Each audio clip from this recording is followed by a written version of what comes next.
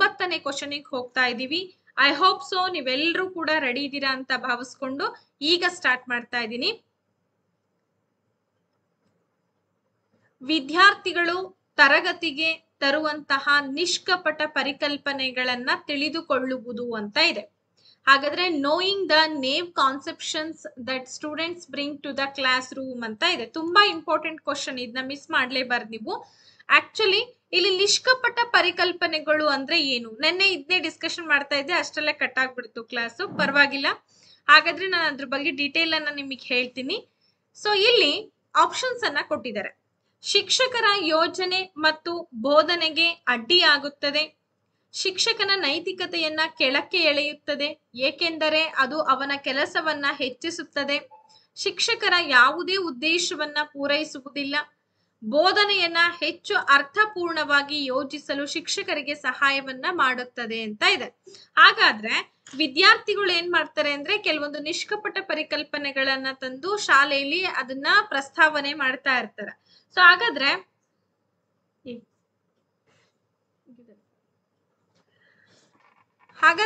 ನೀವು ನೋಡಿ, ಈಗ ಇಲ್ಲಿ ಸರಿಯಾದಂತ ಉತ್ತರ ಯಾವ್ದಾಗತ್ತೆ? Okay, option number D madam, ಮತ್ತೆ 4A ಅಂತ ಸುಮಾರು ಜನ ಹೇಳ್ತಾ ಇದ್ದೀರಾ.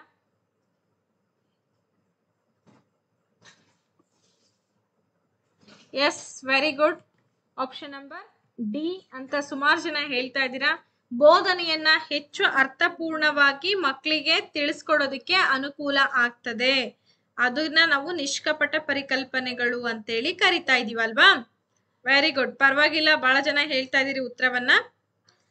Showing a lack of experience, wisdom or judgement ಅಂತೇಳಿ ನಾವು ಕರಿತಾ ಇದೀವಿ. ಈಗ ನೇವ್ ಅಂತಂದ್ರೆ ಏನ್ ಗೊತ್ತಾ, ಎಲ್ರಿಗೂ ಕೂಡ ಕೆಲವೊಬ್ರಿಗೆ ಇದು ಡೌಟ್ ಇರುತ್ತೆ. ನಿಷ್ಕಪಟ, ಟೇಕ್ ದಿಸ್ ಒನ್. ನಿಷ್ಕಪಟ ಅಂತಂದ್ರೆ ಮಕ್ಕಳಲ್ಲಿ ಸಾಕಷ್ಟು ಅನುಭವ ಆಗಿರ್ಬೋದು, ನಾಲೆಜ್ ಆಗಿರ್ಬೋದು, ಅಥವಾ ತಾವು ತಿಳ್ಕೊಂಡಿರುವಂತ ಪರಿಕಲ್ಪನೆಗಳನ್ನ ಯಥೇಚ್ಛವಾಗಿ ಶಾಲೆಯಲ್ಲಿ ತಂದು ಅದನ್ನ ಪ್ರಸ್ತುತೀಕರಣ ಮಾಡೋದ್ರ ಮೂಲಕ ಬೋಧನೆ ಏನಾಗುತ್ತೆ, ಮಕ್ಕಳು ಬೇಗನೆ ಹಿಡಿತಾರೆ. ನಾವೆಲ್ಲ ಏನ್ ಮಾಡ್ತಾ ಇದ್ವಿ ಅಂತಂದ್ರೆ, ನಾನು 8th to 10th the best education ಅಂತ ಹೇಳ್ಬೋದು. ನಮಗೆ ಅಂತ ಎಜುಕೇಶನ್ ಎಲ್ಲೂ ಕೂಡ ಕನ್ನಡ ಮೀಡಿಯಂ ನಲ್ಲಿ ಸಿಗೋದಿಲ್ಲ ಅಂತ ನನ್ನ ಭಾವನೆ. ನಾವು ಓದಿದ್ದು ಎಡೆಡ್ ಸ್ಕೂಲಲ್ಲಿ. ಬಟ್ 8th to 10th ಎಷ್ಟು ಟೀಚಿಂಗ್ ಸೂಪರ್ ಅಬ್ ಆಗಿತ್ತು ಅಂದ್ರೆ ಅಷ್ಟು ಸೂಪರ್ ಅಬ್ ಆಗಿತ್ತು. ಯಾಕೆಂದ್ರೆ ಕಂಪ್ಲೀಟ್ಲಿ ಸ್ಪರ್ಧಾತ್ಮಕ ವಾತಾವರಣ ನಮ್ಮಲ್ಲಿ. ಸೊ ಸ್ಪರ್ಧಾತ್ಮಕ ವಾತಾವರಣ ಒಳ್ಳೇದಲ್ಲ ಅಂತ ಹೇಳ್ತಾರೆ, ಬಟ್ ನಮಗೆ ಸ್ಪರ್ಧಾತ್ಮಕ ವಾತಾವರಣ ಇತ್ತು. ನಮ್ಮಲ್ಲಿ ಗರ್ಲ್ಸ್ ಹೈಸ್ಕೂಲ್ ಇರೋದ್ರಿಂದ ನಮ್ಮ ಒಬ್ಬ ಸೋಷಿಯಲ್ ಸೈನ್ಸ್ ಟೀಚರ್, ನಾನು ಯಾವಾಗ್ಲೂ ಪುಷ್ಪಲತಾ ಮೇಡಮ್ ಅಂತ ನಾನು ನಿಮ್ ಜೊತೆ ಶೇರ್ ಮಾಡ್ತಾ ಇರ್ತೀನಿ. ಸೊ ಅವರು SS ಅನ್ನ ತೆಗೆದುಕೊಳ್ತಾ ಇದ್ರು. ಆ ಬ್ಯೂಟಿಫುಲ್ ಕ್ಲಾಸ್ ಅಂತಂದ್ರೆ ಅದು ಕ್ಲಾಸ್ ಯಾಕಪ್ಪ ಮುಗಿಯುತ್ತೆ ಅಂತೇಳಿ ನನಗೆ ಅನಿಸ್ತಾ ಇತ್ತು. ಅಷ್ಟು ನನ್ನ ಫೇವ್ರೆಟ್ ಸಬ್ಜೆಕ್ಟ್ ಆಗಿತ್ತು ಅವಾಗ. ಸೊ ಮೇಡಮ್ಮು ಕ್ಲಾಸಿಗೆ ಬರುವಾಗ ನಮ್ಮ ಕಡೆನೆ ಫೋಕಸ್ ಮಾಡ್ಬೇಕು ಅಂತ ನಾನು ಏನ್ ಮಾಡ್ತಾ ಇದ್ವಿ, ನಾನು ಅನ್ನೋದಕ್ಕಿಂತ ನನ್ನ ಎಲ್ಲಾ ಒಂದು ಬ್ಯಾಕ್ ಗ್ರೌಂಡ್ ಫ್ರೆಂಡ್ಸ್ ಇದ್ರು ಸುಮಾರು ಜನ.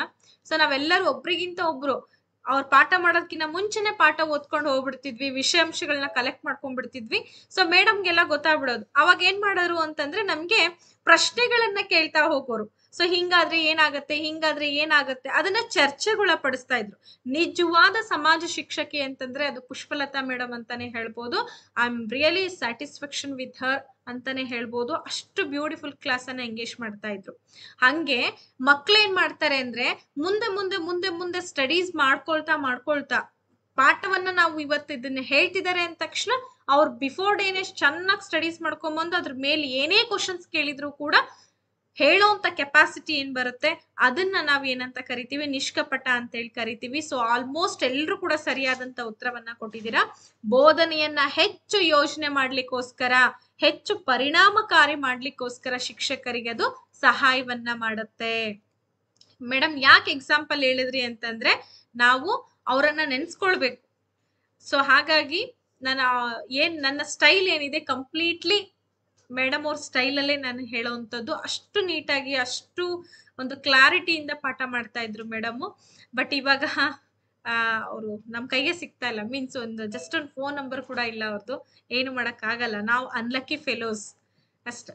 ದೆನ್ ನೆಕ್ಸ್ಟ್ ಹೋಗೋಣ. ಹಾಗಾದ್ರೆ which of the following factors affect learning ಅಂತ ಇದೆ. ಹಾಗಾದ್ರೆ ಏನ್ ಮೇಡಮ್ ಇದು ಅರ್ಥ ಆಗ್ಲಿಲ್ಲ ನನಗೆ ಅಂತ ಅನ್ನೋದಾದ್ರೆ ವೆರಿ ಸಿಂಪಲ್. ಕೆಳಗಿನ ಯಾವ ಅಂಶಗಳು ಕಲಿಕೆಯ ಮೇಲೆ ಪರಿಣಾಮವನ್ನ ಬೀರುತ್ತವೆ? ನೋಡಿ, ಕಲಿತಕ್ಕಂಥವರ ಪ್ರೇರಣೆ, ಕಲಿಯುವವರ ಪಕ್ವತೆ, ಬೋಧನಾ ತಂತ್ರಗಳು, ಕಲಿತಕ್ಕಂಥವರ ದೈಹಿಕ ಮತ್ತೆ ಭಾವನಾತ್ಮಕ ಆರೋಗ್ಯ ಅಂತ ಇದೆ. ಹಾಗಾದ್ರೆ ನೀವು ಚೂಸ್ ಮಾಡ್ಬೇಕಾಗಿರೋದು ಏನಪ್ಪಾ ಅಂದ್ರೆ 4 ಹೇಳಿಕೆಗಳನ್ನ ಕೊಟ್ಟಿದ್ದಾರೆ.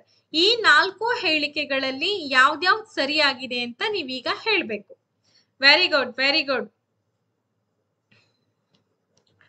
Thank you. Yes yes, option number B madam, C madam ಅಂತ ಉತ್ತರ ಬರ್ತಾ ಇದೆ. ನೋಡಿ, ಎಲ್ರು ಕೂಡ ಬಿ ಕಡೆ ವಾಲ್ತಾ ಇದ್ದೀರಾ. ಕಲಿತಕ್ಕಂಥವರ ಪ್ರೇರಣೆ ಬೇಕು, ಕಲಿತಕ್ಕಂಥವರ ಪಕ್ವತೆ ತುಂಬಾ important. Maturity of learners, maturation ಇಲ್ಲ ಅಂತಂದ್ರೆ we can not teach proper way. So ನಾವು ಪ್ರಾಪರ್ ಆಗಿ ಟೀಚ್ ಮಾಡಕ್ ಸಾಧ್ಯನೇ ಇಲ್ಲ. ಆಮೇಲೆ ಒಂದು ಬೋಧನೆ ಸಕ್ಸಸ್ ಆಗ್ಬೇಕಪ್ಪ ಅಂತಂದ್ರೆ ಅದಕ್ಕೆ ಟೀಚಿಂಗ್ ಸ್ಟ್ರಾಟಜೀಸ್ ತುಂಬಾ ಇಂಪಾರ್ಟೆಂಟ್.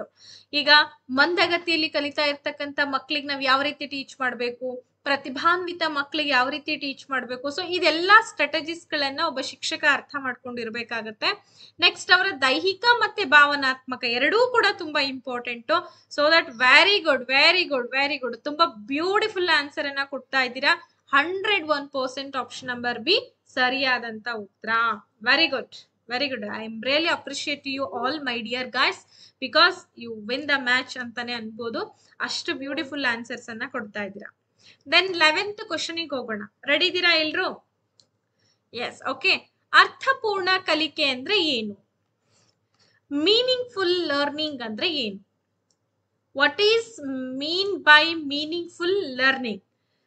ಅರ್ಥಪೂರ್ಣ ಕಲಿಕೆ ಅಂದ್ರೆ ಏನು? ನೋಡಿ, ವೈಯಕ್ತಿಕ ಅನುಭವದಿಂದ ಜ್ಞಾನ ರಚನೆಗಳ ಸಕ್ರಿಯವಾದಂತ ರಚನೆ, ಪ್ರಚೋದನೆ ಮತ್ತು ಪ್ರತಿಕ್ರಿಯೆಯ ನಡುವಿನ ಜೋಡಣೆ ಮತ್ತು ಸಂಯೋಜನೆ, ಹಾಗೆ ವಯಸ್ಕರು ಮತ್ತು ಹೆಚ್ಚು ಸಮರ್ಥ ಗೆಳೆಯರ ಅನುಕರಣೆ, ನೀಡಿದ ಮಾಹಿತಿಯ ನಿಷ್ಕ್ರಿಯ ಸ್ವೀಕಾರ ಅಂತ ಇದೆ. ಹಾಗಾದ್ರೆ ಅರ್ಥಪೂರ್ಣ ಕಲಿಕೆ ಅಂತಂದ್ರೆ ಏನು? ಓಕೆ, ಆಲ್ಮೋಸ್ಟ್ ಉತ್ತರವನ್ನ ಕೊಡ್ತಾ ಇದ್ದೀರಾ. B, A, C, not bad, very good.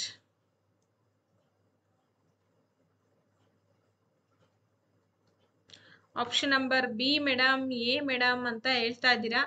S, okay, ನಿಮ್ಮ ಉತ್ತರ ಲಾಕ್ ಆಗಿದೆ. ಯಾವ್ದು ಸರಿ ಯಾವ್ದು ತಪ್ಪು ಅಂತ ಹೇಳೋಣ ಈಗ. ಅರ್ಥಪೂರ್ಣ ಕಲಿಕೆ ಅಂದ್ರೆ ಏನಪ್ಪಾ ಅಂತಂದ್ರೆ ವೈಯಕ್ತಿಕ ಅನುಭವದಿಂದ ಜ್ಞಾನ ಸಂರಚನೆ ಮಾಡುವಂಥದ್ದು. ಆಪ್ಷನ್ ನಂಬರ್ ಎ ಅಂತ ಯಾರೆಲ್ಲ ಉತ್ತರ ಕೊಟ್ಟಿದ್ದೀರೋ ಅವ್ರ ಉತ್ತರ ಸರಿಯಾಗಿದೆ. ಬಿ ಆಗಿರ್ಬೋದು, ಸಿ ಆಗಿರ್ಬೋದು, ಡಿ ಆಗಿರ್ಬೋದು, ಈ ಮೂರು ಕೂಡ ತಪ್ಪಾದಂತ ಹೇಳಿಕೆ.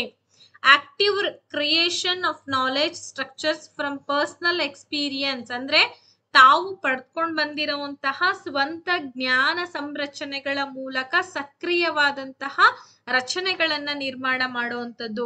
ಹಾಗಾದ್ರೆ ಏನ್ ಮೇಡಮ್ ನಮಗೆ ಅರ್ಥ ಆಗ್ಲಿಲ್ಲ ಅಂತಂದ್ರೆ, ವಿದ್ಯಾರ್ಥಿ ತಾನು ಏನು ಜ್ಞಾನವನ್ನ ಪಡ್ಕೊಂಡಿರ್ತಾನೋ ಅದರ ಒಂದು ಅನುಭವದ ಮೇಲೆ ಒಂದು ವಿಷಯಗಳನ್ನ ಕನ್ಸ್ಟ್ರಕ್ಟ್ ಮಾಡ್ತಾ ಹೋಗ್ತಾನೆ. ಇಟ್ ಇಸ್ ಕಾಲ್ಡ್ ಅರ್ಥಪೂರ್ಣ ಕಲಿಕೆ. ಅರ್ಥ ಆಯ್ತಾ?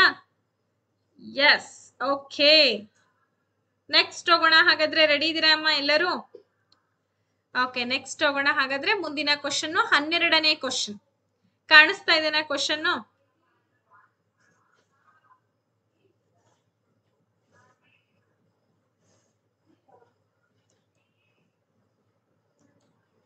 ಸರಿ, 12ನೇ ಪ್ರಶ್ನೆ ನೋಡಿ ಏನಿದೆ ಅಂತ. ಪರಿಣಾಮಕಾರಿ ವಿದ್ಯಾರ್ಥಿ ಕಲಿಕೆಗಾಗಿ ಕೆಳಗಿನವುಗಳಲ್ಲಿ ಯಾವುದು ಶಿಕ್ಷಕರ ಪ್ರಾಥಮಿಕ ಕಾರ್ಯಗಳಲ್ಲಿ ಒಂದಲ್ಲ? ಎಸ್, ಪ್ರಶ್ನೆ ಅರ್ಥ ಆಯ್ತಾ ಎಲ್ಲರಿಗೂ? Which of the following is not one of the primary tasks of a teacher for effective student learning ಅಂತ ಇದೆ. ಥ್ಯಾಂಕ್ ಯು ನೇತ್ರ ಅವರೇ. ಸೊ ಪ್ರಶ್ನೆ ಅರ್ಥ ಆಯ್ತು ಅಂತ ಅನ್ಕೊಂಡಿದೀನಿ. ಸೊ ಪ್ರಶ್ನೆ ಅರ್ಥ ಆದ್ಮೇಲೆ let's move the answer. Okay, answer ಕಡೆ ಮೂವ್ ಆಗೋಣ. ಪ್ರಯತ್ನದ ಮೂಲಕ ತಮ್ಮ ಸ್ವಂತ ಕಲಿಕೆಯನ್ನ ಮೇಲ್ವಿಚಾರಣೆ ಮಾಡುವಂಥದ್ದು ಮತ್ತೆ ಸುಧಾರಣೆ ಮಾಡೋದು ಹೇಗೆ ಅಂತೇಳಿ ವಿದ್ಯಾರ್ಥಿಗಳಿಗೆ ಕಲಿಸುವಂತ ಪ್ರಕ್ರಿಯೆ. So it means teaching students to how to monitor and improve their own learning by effort. Then next ಏನ್ ಹೇಳ್ತಾ ಇದೆ ಇಲ್ಲಿ?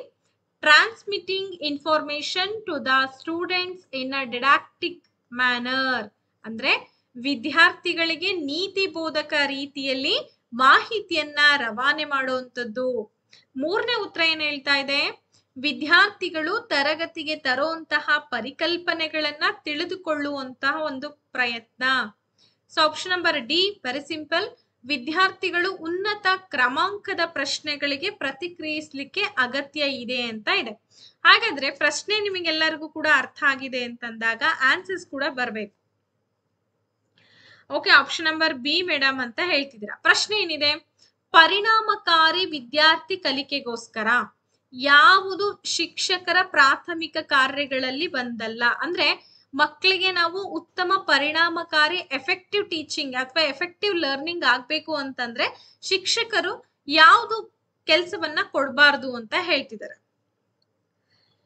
ಆಲ್ಮೋಸ್ಟ್ ಕೆಲವೊಬ್ರು ಸರಿಯಾದ ಉತ್ತರವನ್ನ ಕೊಡ್ತಾ ಇದ್ದೀರಾ, ಇನ್ನ ಕೆಲವೊಬ್ರು ತಪ್ಪಾದಂತ ಉತ್ತರವನ್ನ ಕೊಡ್ತಾ ಇದ್ದೀರಾ. ಯಾಕೆ ಮೇಡಮ್ ಹಾಗಂತಂದ್ರೆ ನಾವಿಲ್ಲಿ ಕೇಳೋಂತ ಪ್ರಶ್ನೆಗೆ ತಕ್ಕ ಉತ್ತರ ಆಪ್ಷನ್ ನಂಬರ್ ಬಿ ಆಗುತ್ತೆ ಹೊರತಾಗಿ ಡಿ ಆಗಲ್ಲ. ಬಹಳ ಜನ ತಪ್ಪು ಉತ್ತರವನ್ನ ಕೊಟ್ಟಿದ್ದೀರಾ. ಡಿ ಯಾಕಾಗತ್ತೆ? ಪ್ರಶ್ನೆ ಅರ್ಥ ಆಯ್ತಲ್ವಾ ನಿಮ್ಗೆ? ವಿದ್ಯಾರ್ಥಿಗಳಿಗೆ ನೀತಿ ಬೋಧಕ ರೀತಿಯಲ್ಲಿ ಮಾಹಿತಿಯನ್ನ ರವಾನಿಸಬಾರ್ದು, ಇದು ಪ್ರಾಥಮಿಕ ಒಂದು ಕಾರ್ಯ ಅಲ್ಲ. ನೀತಿ ಬೋಧಕ. ಸೊ ನೀತಿ ಬೋಧಕ ಅಂತಂದ್ರೆ ನಿಮಗೆ ಗೊತ್ತಿದೆ, ಫಿಲಾಸಫಿಯನ್ನ ಹೇಳ್ಕೊಂಡ್ ಕುತ್ಕೊಂಡ್ರೆ ನಡೆಯಲ್ಲ ಈಗಿನ ಕಾಲದಲ್ಲಿ. ಯಾಕಪ್ಪ ಅಂತಂದ್ರೆ ಅವರ ಪ್ರಯತ್ನದ ಮೂಲಕ ತಮ್ಮ ಸ್ವಂತ ಕಲಿಕೆಗೆ ಮೇಲ್ವಿಚಾರಣೆ ಮಾಡೋದಕ್ಕೆ ಅವುಗಳನ್ನ ಹೆಂಗ್ ಸುಧಾರಣೆ ಮಾಡ್ಬೇಕು ಅಂತೇಳಿ ನಾವು ಶಿಕ್ಷಕರು ಕಲ್ಸ್ಕೊಡ್ಬೇಕು. ಅದನ್ ಬಿಟ್ಟೆ ಅವರು ತರಗತಿಗೆ ಏನ್ ಎಲ್ಲಾ ಕಲ್ಪನೆಗಳನ್ನ ಕಲಿತಾರೋ ಆ ಪರಿಕಲ್ಪನೆಗಳನ್ನ ತಿಳಿದುಕೊಳ್ಳುವಂತಹ ಪ್ರಯತ್ನವನ್ನ ಕೂಡ ನಾವು ಮಕ್ಕಳಿಗೆ ಮಾಡಿಸ್ಕೊಡ್ಬೇಕಾಗತ್ತೆ.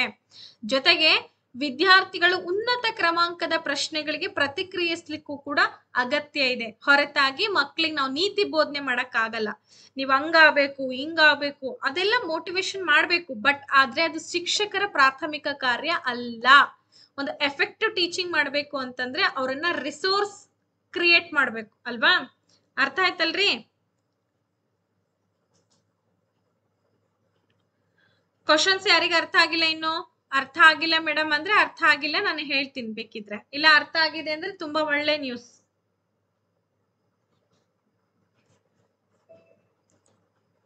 ಈಗ ಕಾಣಿಸ್ತಾ ಇರ್ಬೇಕು ನೋಡಿ ಕ್ವಶನ್ ಕಂಪ್ಲೀಟ್ ಆಗಿ.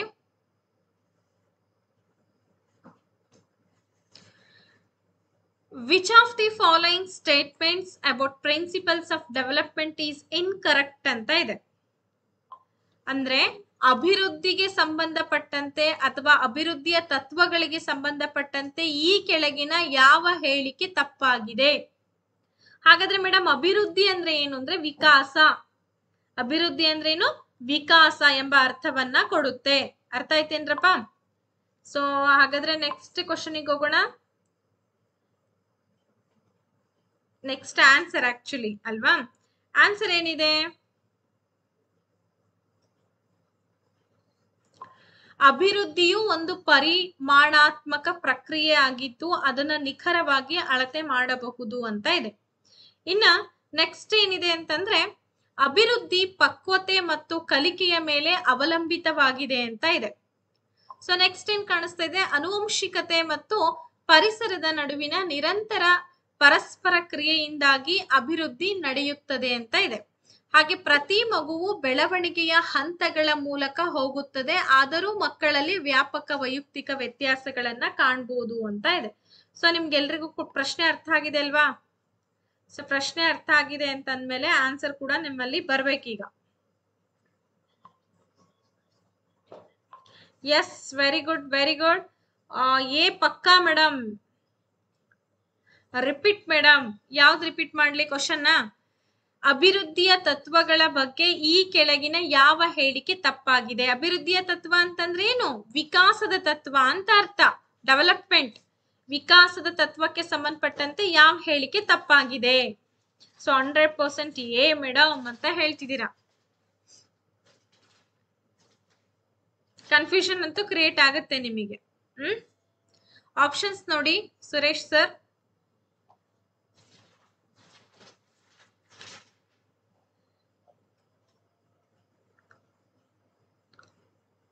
ಇಟ್ಸ್ ನಾಟ್ ಮೆಜರೇಬಲ್ ಅಂತ ಹೇಳ್ತಾರೆ. ಕರೆಕ್ಟು.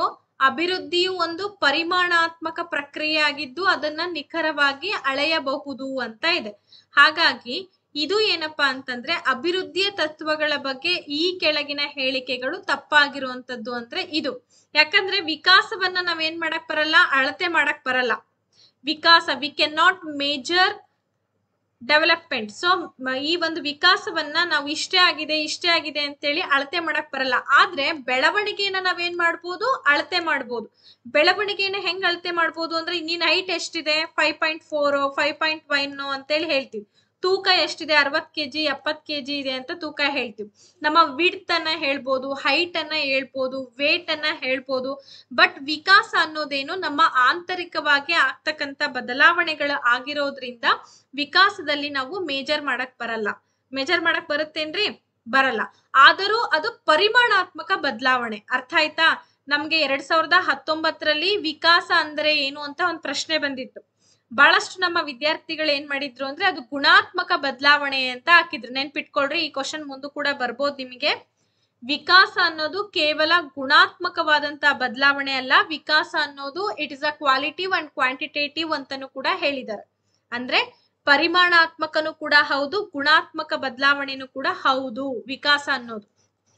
ಆದ್ರೆ ಬೆಳವಣಿಗೆ ಅನ್ನೋದು ಓನ್ಲಿ ಪರಿಮಾಣಾತ್ಮಕ ಬದಲಾವಣೆ. ಅರ್ಥ ಆಯ್ತೇನ್ರಿ?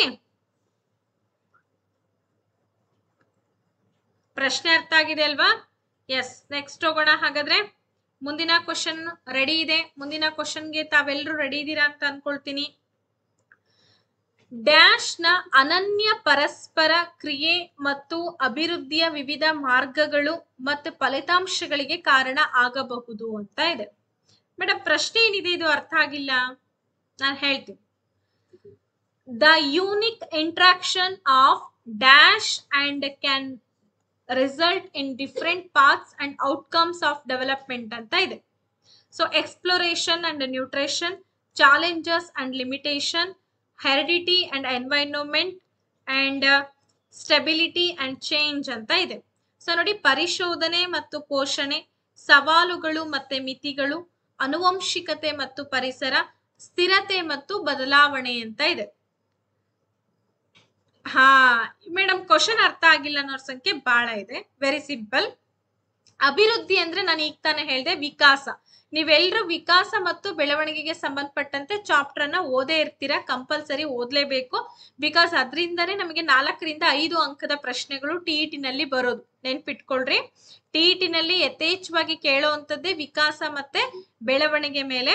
ಹಾಗಾಗಿ ಕಂಪಲ್ಸರಿ ತಿಳ್ಕೊಂಡಿರ್ಬೇಕು. ವಿಕಾಸದ ಮೇಲೆ ಪರಿಣಾಮ ಬೀರುವಂತಹ 2 ಅಂಶಗಳದವು. ಅದನ್ನ ನಾವು ಒಂದು ಆನುವಂಶಿಕತೆ ಅಂತ ಹೇಳ್ತೀವಿ, ಇನ್ನೊಂದು ಪರಿಸರ ಅಂತ ಹೇಳ್ತೀವಿ. ಈ ಆನುವಂಶಿಕತೆ ಮತ್ತೆ ಪರಿಸರದಿಂದ ವಿಕಾಸದಲ್ಲಿ ಸಾಕಷ್ಟು ಬದಲಾವಣೆಗಳು, ಬೇರೆ ಬೇರೆ ಮಾರ್ಗಗಳು, ಅನನ್ಯ ಪರಸ್ಪರ ಕ್ರಿಯೆನೂ ಕೂಡ ಉಂಟಾಗತ್ತೆ. ಹಾಗಾಗಿ yes, you are right because option number C ನೇ ಇಲ್ಲಿ ಸರಿಯಾದಂತ ಉತ್ತರ. ಆನುವಂಶಿಕತೆ ಮತ್ತು ಪರಿಸರ ಇವೆರಡೂ ಕೂಡ ವಿಕಾಸದ ಮೇಲೆ ಪ್ರಭಾವ ಬೀರುವಂತ ಅಂಶಗಳು. ಮೇಡಮ್ ಹೆಂಗೆ ಅಂತಂದ್ರೆ, ವಿಕಾಸ ಅಂತಂದ್ರೆ ಬಹು ಆಯಾಮಗಳ ಮೂಲಕ ಆಗತ್ತೆ. ನಾನು ಸ್ವಲ್ಪ ಡೀಟೇಲ್ ಆಗಿ ಹೇಳ್ತಾ ಇದ್ದೀನಿ, ದಯವಿಟ್ಟು ಅರ್ಥ ಮಾಡ್ಕೊಳ್ಳಿ.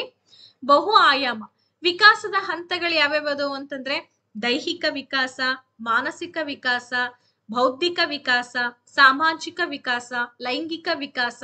ಸೊ ಇವೆಲ್ಲವೂ ಕೂಡ ವಿಕಾಸವನ್ನ ಒಳಗೊಳ್ಳುತ್ತೆ. ಸೊ ಅವೆಲ್ಲಾ ವಿಕಾಸಗಳಲ್ಲೂ ಕೂಡ ಆನುವಂಶಿಕತೆ ಮತ್ತು ಪರಿಸರದ ಪ್ರಭಾವ ಜಾಸ್ತಿ ಇದೆ. ಆನುವಂಶಿಕತೆ ಅಂದ್ರೆ ಏನು? ನಾವು ನಮ್ಮ ತಂದೆ ಮತ್ತೆ ತಾಯಿ ಅಥವಾ ನಮ್ಮ ಪೂರ್ವಜರ ಪೀಳಿಗೆಯಿಂದ ಪಡ್ಕೊಂಡು ಬಂದಂತಹ ಗುಣಾದಿಗಳು. ಹಾಗೆ ಪರಿಸರ ಅಂತಂದ್ರೆ ನಾವು ಬೆಳೆದ್ ಬಂದಂತಹ ವಾತಾವರಣ. ಹೌದೌದ್ ರಾಧಾ ಅವರೇ, ಅಭಿವೃದ್ಧಿ ಅಂದ್ರೂ ಒಂದೇ, ವಿಕಾಸ ಅಂದ್ರೂ ಒಂದೇ. ಸೊ ಓಕೆ, ಪರಿಸರ ಅಂತಂದ್ರೆ ಆ ಮಗು ಬೆಳೆದ್ಕೊಂಡ್ ಬಂದಿರೋಂತ ವಾತಾವರಣಕ್ಕೆ ನಾವು ಪರಿಸರ ಅಂತ ಕರಿತೀವಿ. 2 ಸಮ್ಮಿಶ್ರಣ ನೀವು ವಿಕಾಸ ಅಂತ ಹೇಳ್ತೀವಿ. ಎಸ್, ನೆಕ್ಸ್ಟ್ ಹೋಗೋಣ. ಹಾಗಾದ್ರೆ 15ನೇ ಪ್ರಶ್ನೆ. ರೆಡಿ ಇದೀರೇನ್ರಪ್ಪ ಎಲ್ಲರೂ? ರೆಡಿ ಇದ್ದೀರಾ ಅಂತಾನೆ ಅನ್ಕೊಳ್ತೀನಿ. ಹೋಗೋಣ ನೆಕ್ಸ್ಟ್ ಕ್ವಶನ್ಗೆ.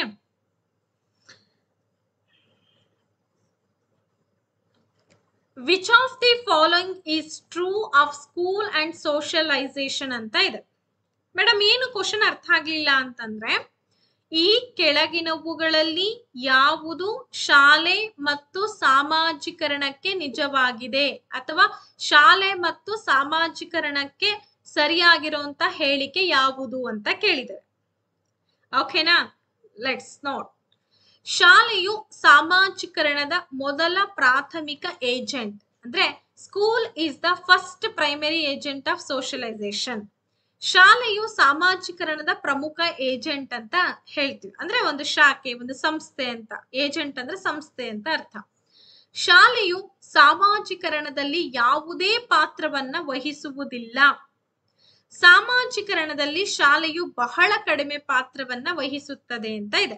ನಿಮಗೆ ಈಗಾಗ್ಲೇ ಗೊತ್ತಿರ್ಬೋದು, ಸಾಮಾಜೀಕರಣ ಪಾಠವನ್ನ ಸರ್ ಇದನ್ನ ತುಂಬಾ ಡೀಟೇಲ್ ಆಗಿ ಕೂಡ ಮಾಡಿದ್ದಾರೆ, ಮತ್ತೆ ಒಂದು ಕ್ವಶನ್ ಅಂಡ್ ಆನ್ಸರ್ ಸೆಷನ್ಸ್ ಕೂಡ ಮಾಡಿದ್ದಾರೆ. ಸಾಮಾಜೀಕರಣ, ಸೋಷಲೈಸೇಷನ್. ಸಾಮಾಜೀಕರಣ ಅಂತಂದ್ರೆ ಮಗು ತನ್ನ ಕುಟುಂಬದಿಂದ ಹೊರಗಡೆ ಬಂದು ಶಾಲೆ, ಸಮುದಾಯ, ಸಂಸ್ಕೃತಿ, ಸಂಘ, ಸಂಸ್ಥೆಗಳು ಹೀಗೆಲ್ಲ ತನ್ನನ್ನ ತಾನು ಪ್ರತಿಬಿಂಬಿಸ್ಕೊಳ್ತಾ ಹೋದಂತ ಸಂದರ್ಭದಲ್ಲಿ ಎಲ್ಲರ ಜೊತೆನೂ ಕೂಡ ಸಂವಹನ ಮಾಡ್ತಾ ಹೋಗುತ್ತೆ. ಅವಾಗ ಸಾಮಾಜಿಕ ವಿಕಾಸ ಬೆಳೆಯುತ್ತೆ. ಇದನ್ನೇ ಸಾಮಾಜೀಕರಣ ಅಂತ ಕರಿತೀವಿ. ಆ ಸಾಮಾಜೀಕರಣದಲ್ಲಿ ಬರುವಂತ ಅಂಶಗಳು, ಸಂಘಗಳು ಯಾವ್ಯಾವು ಅಂತಂದ್ರೆ ಶಾಲೆ ಇದೆ, ಕುಟುಂಬ ಇದೆ, ಸಂಘ ಇದೆ, ಸಂಸ್ಥೆಗಳಿದೆ, ಅಷ್ಟೇ ಅಲ್ಲ ಸಮುದಾಯನೂ ಕೂಡ ಸೇರ್ಕೊಳ್ಳುತ್ತೆ. ಇವೆಲ್ಲವೂ ಕೂಡ ಸಾಮಾಜೀಕರಣದ ಘಟಕಗಳು. ಹೌದೇನ್ರಿ? ಮನುಷ್ಯ ಸಂಘ ಜೀವಿ, ಅವನು ಒಬ್ಬನೇ ಬದುಕಕ್ಕೆ ಸಾಧ್ಯನೇ ಇಲ್ಲ, ಸಂಘ ಬೇಕು ಅವನಿಗೆ. ಸೊ ಆಪ್ಷನ್ ನಂಬರ್ ಬಿ ಪಕ್ಕಾ ಮೇಡಮ್ ಅಂತ ಹೇಳ್ತಿದ್ದೀರಾ. ಲಾಕ್ ಮಾಡೋಣ ನಿಮ್ಮ ಆನ್ಸರ್ನ. 101% ರೈಟಾ? Yes madam, we are right ಅಂತ ಹೇಳಿದ್ರೆ ನಾನು ಪಟಾಫಟ್ ಆನ್ಸರ್ ಅನ್ನ ಲಾಕ್ ಮಾಡ್ತೀನಿ. ಹಂಗೆ ವಿಡಿಯೋ ಲೈಕ್ ಆದ್ರೆ ಲೈಕ್ ಮಾಡ್ರಪ್ಪ. ನೆಕ್ಸ್ಟ್ ಕ್ಲಾಸ್ ಕೂಡ ನಿಮಗೆ ಬರ್ತಾ ಹೋಗುತ್ತೆ. ಇಲ್ಲದೆ ಇದ್ರೆ ನೆಕ್ಸ್ಟ್ ಕ್ಲಾಸ್ ಸ್ಟಾಪ್ ಮಾಡ್ಬಿಡ್ತೀನಿ ನಾನು. HSTR ಬಗ್ಗೆ ಹೇಳ್ತೀನಿ ನಾನು.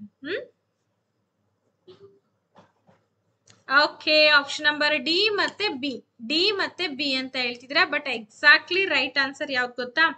ಆಪ್ಷನ್ ನಂಬರ್ ಬಿ ಮಾತ್ರನೇ ಇಲ್ಲಿ ಸರಿಯಾಗಿದೆ. ಯಾಕೆಂದ್ರೆ ಶಾಲೆ ಅನ್ನೋದು ಸಾಮಾಜೀಕರಣದ ಪ್ರಮುಖ ಏಜೆಂಟ್. ಅಂದ್ರೆ ಶಾಲೆ ಮೂಲಕ ಮಕ್ಳು ಏನ್ ಮಾಡ್ತವ ಅಂತಂದ್ರೆ ಸಂವಹನ ಪ್ರಕ್ರಿಯೆಯಲ್ಲಿ ಬರೀತವೆ. ಒಂದು ಗುಂಪು ರಚನೆ ಆಗುತ್ತೆ. ಗುಂಪಿನ ಮೂಲಕ ಮಗು ಭಾಷೆಯನ್ನ ಸ್ಪಷ್ಟವಾಗಿ ಕಲಿಯುತ್ತೆ. ಯಾಕಾಗಲ್ಲ ವೀಣಾ ಅವ್ರೆ ಅಂತಂದ್ರೆ, ಇದು ಮೊದಲ ಪ್ರಾಥಮಿಕ ಏಜೆಂಟ್ ಅಲ್ಲಮ್ಮ. ಇದು ಎರಡನೇ ಹಂತದಲ್ಲಿ ಬರುವಂತಹ ಒಂದು ಸಂಸ್ಥೆ. ಮೊದಲನೇದು ಕುಟುಂಬದ ಮೂಲಕ ಮಗು ಏನ್ ಮಾಡುತ್ತೆ, ಸಮಾಜಕ್ಕೆ ಮುಖ್ಯವಾಹಿನಿಗೆ ಬರುವಂತ ಪ್ರಯತ್ನವನ್ನ ಮಾಡುತ್ತೆ. ಸಂಬಂಧಗಳನ್ನ ಕಲಿಯುತ್ತೆ, ರಿಲೇಶನ್ಶಿಪ್ಸ್ ಗಳ ಬಗ್ಗೆ ಜ್ಞಾನ ಬರುತ್ತೆ ಕುಟುಂಬದಲ್ಲಿ. ಅದಾದ್ಮೇಲೆ ಶಾಲೆ ಏನಿದೆ, ಶಾಲೆಯಲ್ಲಿ ಸಮವಯಸ್ಕರ ಗುಂಪು ಬೆಳೆಯುತ್ತೆ. ಸಂವಹನ ಪ್ರಕ್ರಿಯೆ ಜಾಸ್ತಿ ಆಗ್ತಾ ಹೋಗುತ್ತೆ. ಅರ್ಥ ಆಯ್ತಮ್ಮ ವೀಣಾ ಅವ್ರೆ? ಸರಿ, ನೆಕ್ಸ್ಟ್ ಹೋಗೋಣ. ಹಾಗಾದ್ರೆ ಮುಂದಿನ ಕ್ವಶನ್ಗೆ. ಹೋಪ್ ಸೊ ಎಲ್ರಿಗೂ ಅರ್ಥ ಆಗಿದೆ ಅಂತ ಅನ್ಕೊಂಡಿದೀನಿ. ಮುಂದಿನ ಕ್ವಶನ್ಗೆ ಹೋಗೋಣ. ಫಸ್ಟ್ ಮನೆ, ಆಮೇಲೆ ಉಳಿದಿದ್ದೆಲ್ಲ. ಮನೆಯೇ ಮೊದಲ ಪಾಠಶಾಲೆ ಅಂತ ಕರಿತೀವಿ. ಯಾಕೆ ಕರಿತೀವಿ ಗೊತ್ತಿದೆ ನಿಮಗೆಲ್ಲ, ಮತ್ ನಾನು ಜಾಸ್ತಿ ಡೀಟೇಲ್ ಆಗಿ ಹೇಳೋದೇನ್ ಬೇಡ. Next question. ಜೀನ್ ಪಿಯಾಜೆ ಅವರ ಜ್ಞಾನಾತ್ಮಕ ಬೆಳವಣಿಗೆಯ ಸಿದ್ಧಾಂತದ ಬಗ್ಗೆ ಈ ಕೆಳಗಿನ ಯಾವ ಹೇಳಿಕೆಗಳು ಸರಿಯಾಗಿವೆ? ಎಲ್ರಿಗೂ ನಿಮಗೆ ಜೀನ್ ಪಿಯಾಜೆ ಗೊತ್ತಾ?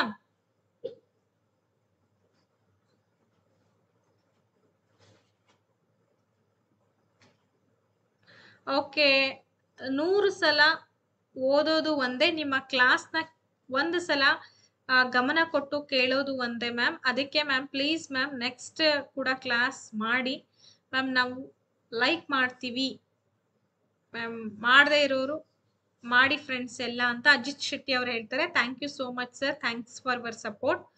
ಓಕೆ, ಇಲ್ಲ ಆಕ್ಚುಲಿ ಇವಾಗ ಏನ್ ಗೊತ್ತಾ, ನಾನು ನಿಮಗೆ ಟಿಪ್ಸ್ ಏನ್ ಹೇಳ್ತಿರ್ತೀನಿ ಅಂತಂದ್ರೆ, ಈಗ ನೀವು ಹೆಚ್ಚು ಓದ್ಕೊಳ್ಳೋದ್ಕಿಂತಲೂ ಕೂಡ ಸ್ವಲ್ಪ, ಅಂದ್ರೆ ನಾನು ಓದ್ಕೋಬೇಡಿ ಅಂತ ಯಾರಿಗೆ ಹೇಳ್ತಾ ಇಲ್ಲ, ಕ್ಲಾಸಸ್ ಕೇಳೋದ್ರಿಂದ ತಲೆಯಲ್ಲಿ ನಿಮಗೆ ಅಚ್ಚಳಿಲಾರ್ದಂಗೆ ಉಳಿಯುತ್ತೆ. ಎಕ್ಸಾಮ್ ನಲ್ಲಿ ಪ್ರತಿಬಿಂಬ ಬರುತ್ತೆ. ಓ ಮೇಡಮ್ ಇಂಥದ್ದು ಹೇಳಿದ್ರಲ್ವಾ, ನಾನು ಪ್ರತಿ ಸಲ ನಿಮಗೆ ಅದನ್ನೇ ರಿಕಾಲ್ ಮಾಡ್ತಾನೆ ಇರ್ತೇನೆ. ಹಾಗಾಗಿ ಎಷ್ಟು ಸಾಧ್ಯ ಆಗುತ್ತೋ ಅಷ್ಟು ಕ್ಲಾಸಸ್ ಕೇಳ್ರಿ. ಲೈಕ್ ಮಾಡ್ರಿ, ಬಿಟ್ರಿ. ಸ್ವಲ್ಪ ಡಾಟಾ ಜಾಸ್ತಿ ಹಾಕ್ಸ್ಕೊಳ್ರಿ, ಇಂಟರ್ನೆಟ್ ಜಾಸ್ತಿ ಹಾಕ್ಸ್ಕೊಂಡು ಕ್ಲಾಸಸ್ನೆಲ್ಲ ಚೆನ್ನಾಗಿ ಕೇಳ್ತಾ ಹೋಗ್ರಿ. ಅವಾಗ ನಿಮಗೆ ಒಂದು ಸ್ವಲ್ಪ ನೆನಪಿನ ಶಕ್ತಿ ಉಳಿತಾ ಹೋಗುತ್ತೆ. ಓಕೆನಾ? ಸರಿ, ನೆಕ್ಸ್ಟ್ ಹೋಗೋಣ. ಹಾಗಾದ್ರೆ ಮಕ್ಕಳ ಸಾಂಸ್ಕೃತಿಕ ಸಂದರ್ಭಕ್ಕೆ ಅನುಗುಣವಾಗಿ ಹಂತಗಳ ಅನುಕ್ರಮವು ಬದಲಾಗಬಹುದು. ಪಿಯಾಜೆ ಅವರು ಅವರ ಹಂತಗಳ ಮೂಲಕ ಪ್ರಗತಿ ಹೊಂದುವ ಬದಲು ಅರಿವಿನ ಬೆಳವಣಿಗೆಯು ನಿರಂತರವಾಗಿರುತ್ತದೆ ಎಂದು ವಾದಿಸುತ್ತಾರೆ. ಅರಿವು ಅಂತಂದ್ರೆ ಜ್ಞಾನ ಅಂತ ಅರ್ಥ. ಮತ್ ಮೇಡಮ್ ಅದೇನದು ಅಂತ ಅನ್ಬೇಡಿ, ಜ್ಞಾನ ಅಂತ ಅರ್ಥ. ಹಾಗೇನೆ ಪಿಯಾಜೆ ಅರಿವಿನ ಬೆಳವಣಿಗೆಯ 5 ವಿಭಿನ್ನ ಹಂತಗಳನ್ನ ಪ್ರಸ್ತಾಪಿಸಿದ್ದಾರೆ. ಹಂತಗಳು ಬದಲಾಗುವುದಿಲ್ಲ ಅಂದರೆ ಯಾವುದೇ ಹಂತವನ್ನ ಬಿಟ್ಟು ಕೊಡಲಾಗುವುದಿಲ್ಲ ಅಂತ ಇದೆ. ಹಾಗಾದ್ರೆ ಇಲ್ಲಿ ಸರಿಯಾದ ಉತ್ತರ ಯಾವುದು? ಜೀನ್ ಪಿಯಾಜೆರವರ ಅರಿವಿನ ಬೆಳವಣಿಗೆಯ ಸಿದ್ಧಾಂತದ ಬಗ್ಗೆ ಕೆಳಗಿನ ಯಾವ ಹೇಳಿಕೆಗಳು ಸರಿಯಾಗಿದೆ?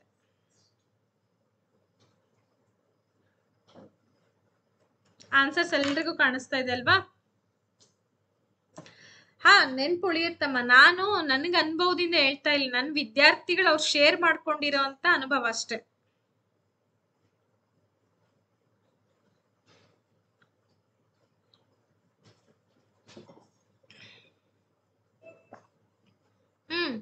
ಬರ್ಲಿ.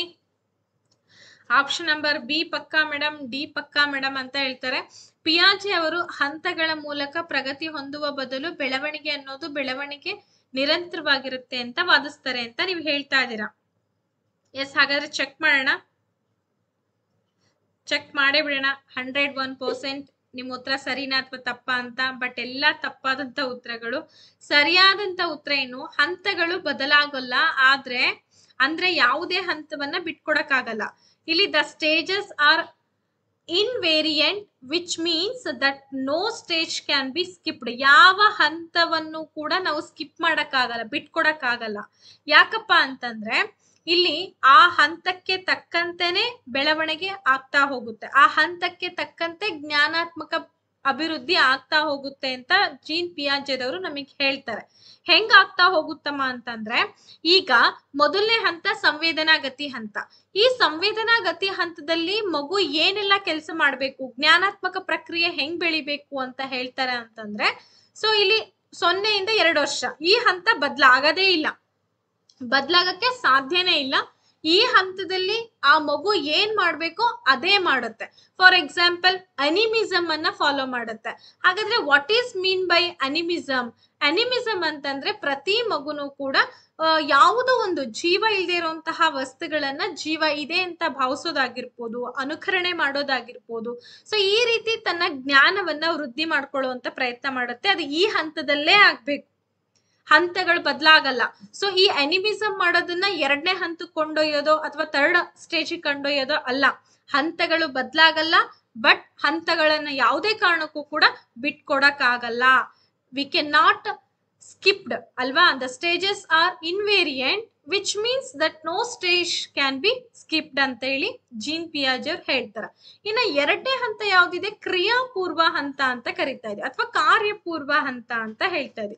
ಸೊ ದಟ್ ಈ ಸ್ಟೇಜ್ ಅಲ್ಲೂ ಕೂಡ ಏನಾಗ್ತದೆ ಅಂತಂದ್ರೆ ಮಗು ಎನಿಮಿಸಮ್ ಅನ್ನ ಮಾಡಕ್ ಸಾಧ್ಯ ಇಲ್ಲ. It's not highly impossible for them, because ಈ ಸ್ಟೇಜ್ ಅಲ್ಲಿ ಮಗು ಏನ್ ಮಾಡುತ್ತೆ ಅಂತಂದ್ರೆ ಗಣಿತ ಸಾಮರ್ಥ್ಯದ ಬಗ್ಗೆ ಜ್ಞಾನವನ್ನ ಹೊಂದ್ತಾ ಹೋಗುತ್ತೆ. ಲೆಕ್ಕಾಚಾರ ಆಗಿರ್ಬೋದು, ಅಂಕಗಣಿತ ವಿಷಯಗಳಾಗಿರ್ಬೋದು, ಅಥವಾ ಇನ್ನಿತರ ಯಾವುದೇ ವಿಷಯಗಳ ಬಗ್ಗೆನೂ ಕೂಡ ಮಗು ಜ್ಞಾನವನ್ನ ಹೊಂದ್ತಾ ಹೋಗುತ್ತೆ. ಅದು ಇದೇ ಹಂತದಲ್ಲಿ ಅಂತ ಹೇಳ್ತಾರೆ ಅಲ್ವಾ?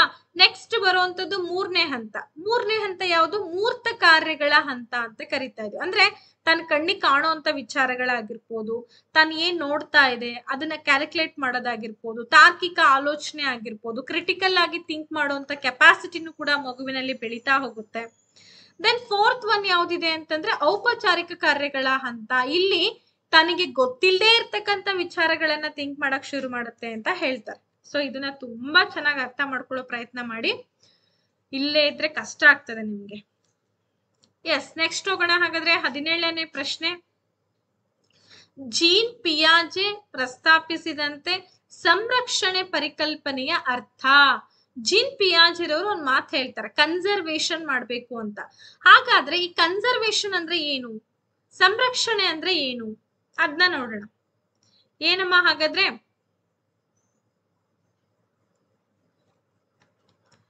ಇತರರ ದೃಷ್ಟಿಕೋನವನ್ನ ಪರಿಗಣನೆಗೆ ತೆಗೆದುಕೊಳ್ಳುವುದು ಒಂದು ಪ್ರಮುಖ ಅರಿವಿನ ಸಾಮರ್ಥ್ಯವಾಗಿದೆ. ವನ್ಯಜೀವಿಗಳು ಮತ್ತೆ ಅರಣ್ಯಗಳನ್ನ ರಕ್ಷಿಸುವುದು ಮುಖ್ಯವಾಗಿದೆ. ಬಾಹ್ಯ ನೋಟಗಳು ಬದಲಾದಾಗಲೂ ಕೆಲವು ಭೌತಿಕ ಗುಣಲಕ್ಷಣಗಳು ಒಂದೇ ಆಗಿರುತ್ತವೆ. ಹಾಗೆಯೇ ಊಹೆಯನ್ನ ವ್ಯವಸ್ಥಿತವಾಗಿ ಪರೀಕ್ಷಿಸುವುದರ ಮೂಲಕ ಸರಿಯಾದ ತೀರ್ಮಾನಕ್ಕೆ ಬರಬಹುದು ಅಂತ ಇದೆ. ಹಾಗಾದ್ರೆ ಕನ್ಸರ್ವೇಷನ್ ಮೀನ್ಸ್ ಸಂರಕ್ಷಣೆ ಅಂದ್ರೆ ಏನು? ಜೀನ್ ಪಿಯಾಜೆ ಪ್ರಕಾರ, ಮತ್ತೆ ಯಾರ್ಯಾರ್ದೋ ಪ್ರಕಾರ ಅಲ್ಲ. S,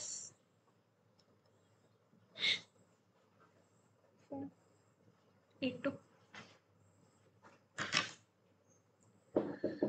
S, very good. Option number B madam, C madam ಅಂತ ಉತ್ತರವನ್ನ ಹೇಳ್ತಾ ಇದ್ದೀರಾ. ಬಹಳಷ್ಟು ಜನಕ್ಕೆ ಎಕ್ಸ್ಪ್ರೆಷನ್ ಬೇಕಾಗಿಲ್ಲ ಅಂತ ಅನ್ಕೊಳ್ತೀನಿ ಅಲ್ವಾ? ಎಕ್ಸ್ಪ್ರೆಷನ್ ಕೇಳ್ತಾ ಇದ್ದಂಗೆ ಎಲ್ಲ ಹಾರೋಗ್ಬಿಡ್ತಾರೆ. ಎಲ್ಲಿಗೆ ಹಾರೋಗ್ತಾರೆ ಅನ್ನೋದೇ ಗೊತ್ತಿಲ್ಲ. ಬಟ್ ಆ ರೀತಿ ಮಾಡಿದ್ರೆ ಬಹಳ ಸಫರ್ ಮಾಡ್ಬೇಕಾಗುತ್ತೆ. ಬರೀ ಕ್ವಶನ್ ಆನ್ಸರ್ ತಗೊಂಡು ಏನ್ ಮಾಡ್ತೀರಾ ನೀವು?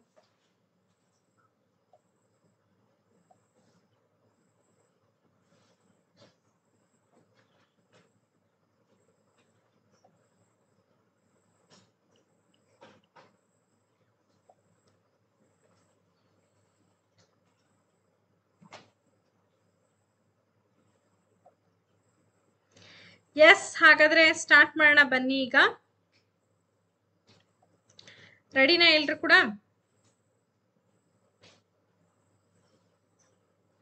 Okay, very good. Option number C madam ಅಂತ ಹೇಳ್ತೀರಾ. ಬಾಹ್ಯ ನೋಟಗಳು ಬದಲಾದಾಗಲೂ ಕೆಲವು ಭೌತಿಕ ಗುಣಲಕ್ಷಣಗಳು ಒಂದೇ ಆಗಿರುತ್ತದೆ. ಕನ್ಸರ್ವೇಷನ್ ಮೀನ್ಸ್ ಇದು ಅಂತ ಹೇಳ್ತಾ ಇದ್ದೀರಾ. ಬಟ್ ಪರವಾಗಿಲ್ಲ, ಆಪ್ಷನ್ ನಂಬರ್ ಸಿ ನೇ ಕರೆಕ್ಟ್ ಆದಂತ ಉತ್ತರ. ಕನ್ಸರ್ವೇಷನ್ ಸಂರಕ್ಷಣೆ ಅಂತಂದ್ರೆ ಏನು? ಬಾಹ್ಯ ನೋಟ ಅಂದ್ರೆ ಫಿಸಿಕಲ್ ಪ್ರಾಪರ್ಟೀಸ್ ಏನೇ ಬದಲಾದ್ರೂ ಕೂಡ ನಮ್ಮ ಭೌತಿಕ ಗುಣಲಕ್ಷಣಗಳು ಯಾವಾಗ್ಲೂ ಕೂಡ ಬದಲಾಗಕ್ಕೆ ಸಾಧ್ಯ ಇಲ್ಲ ಅಂತ ನಮಗೆ ಯಾರು ಹೇಳ್ತಾರಪ್ಪ ಅಂತಂದ್ರೆ ಜೀನ್ ಪಿಯಾಜೆರ್ ಅವ್ರು ಹೇಳ್ತಾರೆ. ಅಂದ್ರೆ ನಮ್ಮಲ್ಲಿ ಅಡಗಿರ್ತಕ್ಕಂಥ ವಿಚಾರಧಾರೆಗಳು, ನಾವು ತಿಳ್ಕೊಂಡಿರುವಂತ ವಿಚಾರಗಳನ್ನ ನಾವ್ ಯಾವತ್ತಿಗೂ ಕೂಡ ಏನ್ ಮಾಡಕ್ಕಾಗಲ್ಲ, ಬದಲಾವಣೆ ಮಾಡಕ್ಕಾಗಲ್ಲ. ಅವುಗಳನ್ನ ನಾವು ಮೆಂಟಲಿ ಫಿಕ್ಸ್ಡ್ ಮಾಡ್ಕೊಂಡಿರ್ತೀವಿ ಅಂತ ಯಾರು ಹೇಳ್ತಾರೆ? ನಮ್ಗೆ ಜೀನ್ ಪಿಯಾಜೆರ್ ಅವರು ಅವರ ಒಂದು ಥೇರಿಯಲ್ಲಿ ನಮಗೆ ತಿಳಿಸುವಂತ ಪ್ರಯತ್ನವನ್ನ ಮಾಡ್ತಾರೆ. ಓಕೆನಾ? ನೆಕ್ಸ್ಟ್ ಕ್ವಶನ್, 18ನೇ ಪ್ರಶ್ನೆಗೆ ಹೋಗೋಣ. ಹೋವರ್ಡ್ ಗಾರ್ಡನರ್ ಅವರ ಬಹು ಬುದ್ಧಿವಂತಿಕೆಯ ಸಿದ್ಧಾಂತದ ಬೆಳಕಿನಲ್ಲಿ ಈ ಕೆಳಗಿನವುಗಳನ್ನ ಹೊಂದಿಸಿ ಅಂತ ಇದೆ. Match the following in the light of Howard Gardner's theory of multiple intelligence. ನಮ್ಗೆ ಹೋವರ್ಡ್ ಗಾರ್ಡನರ್ ಅವರು ಪ್ರತಿಪಾದನೆ ಮಾಡಿರುವಂತದ್ದು ಈ ಬಹು ಬುದ್ಧಿಶಕ್ತಿ ಅಂತ, ಬಹು ಆಯಾಮದ ಬುದ್ಧಿಶಕ್ತಿ ಸಿದ್ಧಾಂತ ಅಂತ ಕೇಳ್ತಾ ಇದೀವಿ. ಸೊ ಹಾಗಾದ್ರೆ ಈ ಬಹು ಆಯಾಮದ ಬುದ್ಧಿಶಕ್ತಿ ಸಿದ್ಧಾಂತದಲ್ಲಿ ಯಾವ್ಯಾವ್ದಕ್ಕೆ ಸಂಬಂಧಪಟ್ಟಿದೆ ಅಂತ ನೀವೀಗ ಗುರುತಿಸ್ಬೇಕು. ಭಾಷಾಶಾಸ್ತ್ರ, ಪರಸ್ಪರ, ಪ್ರಾದೇಶಿಕ, ಸಂಗೀತ, ಮತ್ತೆ ಈ 4 ಕೊಟ್ಟಿದ್ದಾರೆ. ಅರ್ಥ ಆಯ್ತಾ? ಎಲ್ಲರಿಗೂ ಕಾಣಿಸ್ತಾ ಇದೆ ಅಲ್ವಾ? ಚಿಕಿತ್ಸಕ, ಕವಿ, ಕ್ರೀಡಾಪಟು, ಪಿಟೀಲು ವಾದಕ, ಶಿಲ್ಪಿ ಅಂತ ಇದೆ.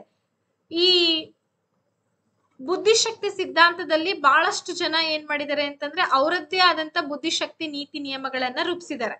ಅದರಲ್ಲಿ ಹೋವರ್ಡ್ ಗಾರ್ಡನರ್ ಏನ್ ಹೇಳ್ತಾರೆ ಅಂತಂದ್ರೆ, ಮಗು ಕೇವಲ ಹುಟ್ಟ ಒಂದು ಗುಣಲಕ್ಷಣ, ಬೆಳೀತಾ ಒಂದು ಗುಣಲಕ್ಷಣವನ್ನ ಅಷ್ಟೇ ಪಡ್ಕೊಂಬರಲ್ಲ, ಬದಲಿಗೆ ಮಕ್ಕಳಲ್ಲಿ ಬಹು ಆಯಾಮದ ಬುದ್ಧಿಶಕ್ತಿ ಇರುತ್ತೆ. ಈಗ ಯಾರಿಗೆ ಭಾಷಾಶಾಸ್ತ್ರದ ಬಗ್ಗೆ ಬಹಳ ಜ್ಞಾನ ಇರುತ್ತೋ ಅವನು ಇದೇ ಆಗ್ತಾನೆ. ಪರಸ್ಪರ ಹೊಂದಾಣಿಕೆಗೆ ಸಂಬಂಧಪಟ್ಟಂತೆ ಯಾರು ಚೆನ್ನಾಗಿರ್ತಾನೋ ಅವನು ಇದೇ ಆಗ್ತಾನೆ. ಇಂಥದ್ರ ಬಗ್ಗೆ ನಮ್ಗೆ ಬುದ್ಧಿಶಕ್ತಿ ಸಿದ್ಧಾಂತದಲ್ಲಿ ಹೋವರ್ಡ್ ಗಾರ್ಡನರ್ ತಿಳಿಸ್ಕೊಡ್ತಾರೆ ಅಲ್ವಾ? ಸೊ ಹಾಗಾದ್ರೆ ನಿಮಗಿಲ್ಲಿ ನೋಡಿ, ABCDಗೆ ಸರಿ ಹೊಂದುವಂತೆ ಸಂಕೇತಗಳನ್ನು ಕೂಡ ಕೊಟ್ಟಿದ್ದಾರೆ. 4 ಸಂಕೇತಗಳಿದಾವೆ, ಗುರ್ತಿಸಿ. ಭಾಷಾಶಾಸ್ತ್ರ, ಪರಸ್ಪರ, ಪ್ರಾದೇಶಿಕ, ಸಂಗೀತ. ಲಿಂಗ್ವಿಸ್ಟಿಕ್, ಇಂಟರ್ಪರ್ಸನಲ್, ಸ್ಪೇಷಿಯಲ್, ಮ್ಯೂಸಿಕಲ್ ಅಂತ ಇದೆ. ಹಾಗಾದ್ರೆ ಈ ಭಾಷಾಶಾಸ್ತ್ರದಲ್ಲಿ ಪರಿಣಿತಿ ಹೊಂದವನಿಗೆ ಏನಂತ ಕರಿತೀವಿ? ಪರಸ್ಪರ, ಇಂಟರ್ಪರ್ಸನಲ್ ಇರುವಂತ ವ್ಯಕ್ತಿಗೆ ಏನಂತ ಕರಿತೀವಿ? ಪ್ರಾದೇಶಿಕತೆಯನ್ನ ಹೊಂದಿರುವಂತ, ಸ್ಪೇಷಿಯಲ್ ಹೊಂದಿರುವಂತ ವ್ಯಕ್ತಿಗೆ ಏನಂತ ಕರಿತೀವಿ? ಸಂಗೀತದಲ್ಲಿ ಜ್ಞಾನವನ್ನ ಹೊಂದಿರುವಂತ ವ್ಯಕ್ತಿ ಏನಾಗಿರ್ತಾನೆ? ಈಗ ನಾನು ತುಂಬಾ ಚೆನ್ನಾಗಿ ಎಲ್ಲರನ್ನು ಟ್ರೀಟ್ ಮಾಡ್ತಾ ಇದ್ದೀನಿ ಅಂತ ನಾನು ಡಾಕ್ಟ್ರು ಅಂತ ಕರೀತಾರೆ ಅಲ್ವಾ? ಹಂಗೆ ಆಪ್ಷನ್ ನಂಬರ್ ಸಿ ಮೇಡಮ್. ಸಿನಾ?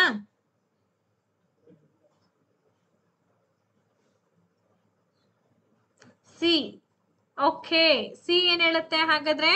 1ಕ್ಕೆ 2 ಭಾಷಾಶಾಸ್ತ್ರ ಅಂದ್ರೆ ಅದು ಕವಿ, 2ಕ್ಕೆ 4 ಅಲ್ವಾ ಪಿಟೀಲು ವಾದಕ ಅಂತ ಹೇಳ್ತಾ ಇದ್ದೀರಾ. ಪರವಾಗಿಲ್ಲ. ಆಪ್ಷನ್ ನಂಬರ್ ಇಲ್ಲಿ ಡಿ ಸರಿಯಾಗಿದೆ. ಆಕ್ಚುಲ್ ಆಗಿ ಸುಮಾರು ಜನ ತಪ್ಪಾದಂತ ಉತ್ತರವನ್ನ ಕೊಟ್ರಿ. ಡಿ ಸರಿಯಾಗಿದೆ. ಡಿ ಏನಿದೆ ಮೇಡಮ್ ಹಾಗಾದ್ರೆ ಅಂತಂದ್ರೆ ನೋಡಿಲಿ,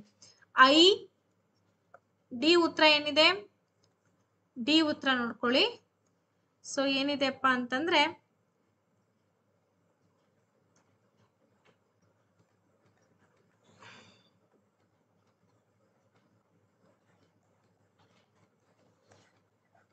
ಓಕೆ, ಇಷ್ಟಿದೆ. ಹಾಗಾದ್ರೆ ಯಾವ್ದ್ಯಾವ್ದಕ್ಕೆ ಯಾವ್ದ್ಯಾವ್ದು ಹೊಂದಾಣಿಕೆ ಆಗುತ್ತೆ? ಭಾಷಾಶಾಸ್ತ್ರ ಇದರಲ್ಲಿ ಪರಿಣಿತಿ ಹೊಂದೋನಿಗೆ ನಾವ್ ಏನಂತ ಕರಿಬಹುದು? ಪಿಟೀಲು ವಾದಕನು ಕೂಡ ಆಗ್ಬೋದು. ಇನ್ನ ಪರಸ್ಪರವಾಗಿ ಎಲ್ಲರ ಜೊತೆನೂ ಕೂಡ ಹೊಂದಾಣಿಕೆ ಮಾಡ್ಕೊಂಡವನು ಅವನು ಕವಿನೂ ಕೂಡ ಆಗ್ಬೋದು. ಹಾಗೆ ಪ್ರಾದೇಶಿಕವಾಗಿ ಹೆಚ್ಚಿನ ಜ್ಞಾನ ಹೊಂದಿದವನು ಚಿಕಿತ್ಸಕನು ಕೂಡ ಆಗ್ಬೋದು. ಸಂಗೀತ ಅಂತ ಇದೆ, ಸೊ ಸಂಗೀತಗಾರ ಏನಾಗ್ಬೋದು? ಶಿಲ್ಪಿನೂ ಕೂಡ ಆಗ್ಬೋದು. ಇದಕ್ಕೆ ನಾವು ಅವತ್ತ ಏನಂತ ಅಂದ್ರೆ ಬಹು ಆಯಾಮದ ಬುದ್ಧಿಶಕ್ತಿಗೆ ಸಿದ್ಧಂತ ಸ್ಪೇಷಲ್ಗೆ ಸ್ಕಲ್ಪ್ಚರ್ ಅಲ್ವಾ ಮೇಡಮ್ ಅಂತ ನೀವ್ ಹೇಳ್ತಿದ್ದೀರಾ. ಬಟ್ ಅದನ್ನೇ ಹೇಳ್ತಾ ಇದೀನಿ, ಒಂಚೂರು ಅರ್ಥ ಮಾಡ್ಕೊಳ್ಳಿ.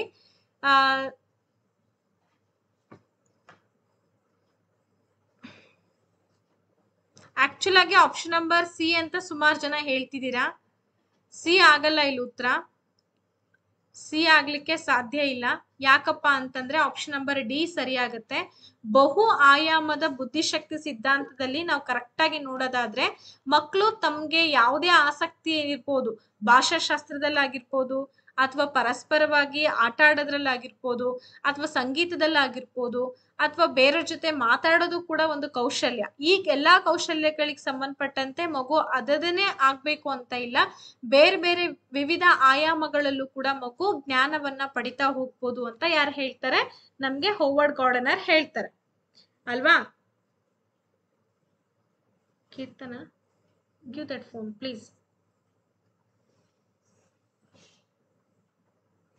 ಒಂದು ನಿಮಿಷ, ನಿಮಗೆ ಡೌಟ್ ಅನ್ನ ಕ್ಲಿಯರ್ ಮಾಡ್ತೀನಿ. ಒಂದು ನಿಮಿಷ ತಂಬ, ಒಂದೆರಡೇ ಸೆಕೆಂಡು.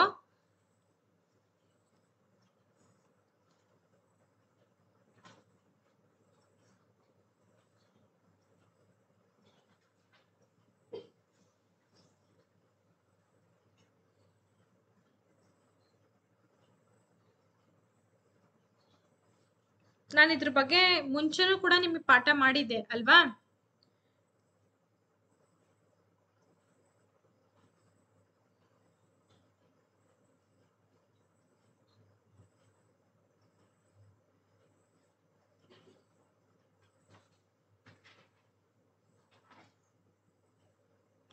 ಓಕೆ, ನಾನು ಅದ್ರ ಬಗ್ಗೆ ಹೇಳ್ತೀನಿ, ಡೋಂಟ್ ವರಿ. ಇಲ್ಲಿ ಇದು ಆಕ್ಚುಲಿ ಸಿಟಿಟಿ ಕ್ವಶನ್ ಪೇಪರ್ ನಾನು ತಗೊಂಡ್ಬಂದಿರೋಂಥದ್ದು. ಇರ್ಲಿ, ಅದ್ರನ್ನೇನು ಯೋಚನೆ ಮಾಡ್ಬಿಡಿ, ಅದ್ರ ನಾನು ಕ್ಲಾರಿಟಿ ಕೊಟ್ಟೆ ಮುಂದಕ್ಕೆ ಹೋಗ್ತೀನಿ ನಿಮ್ಗೆ.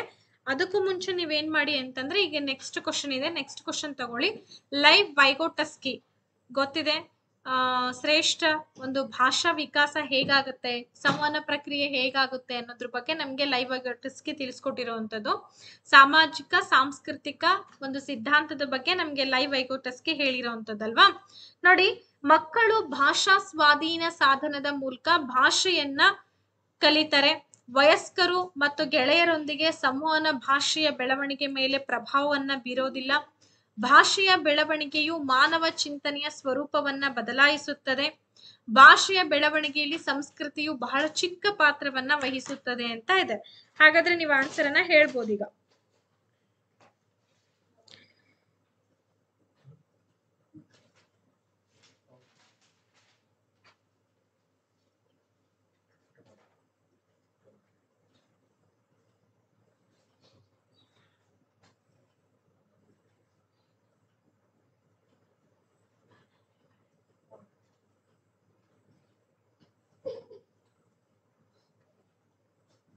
ಸರಿ, ಆನ್ಸರ್ ಏನ್ ಬರ್ತಾ ಇದೆ ಎಲ್ಲರದು? ಆಪ್ಷನ್ ನಂಬರ್ ಸಿ ಅಂತ ಬರ್ತಾ ಇದೆ.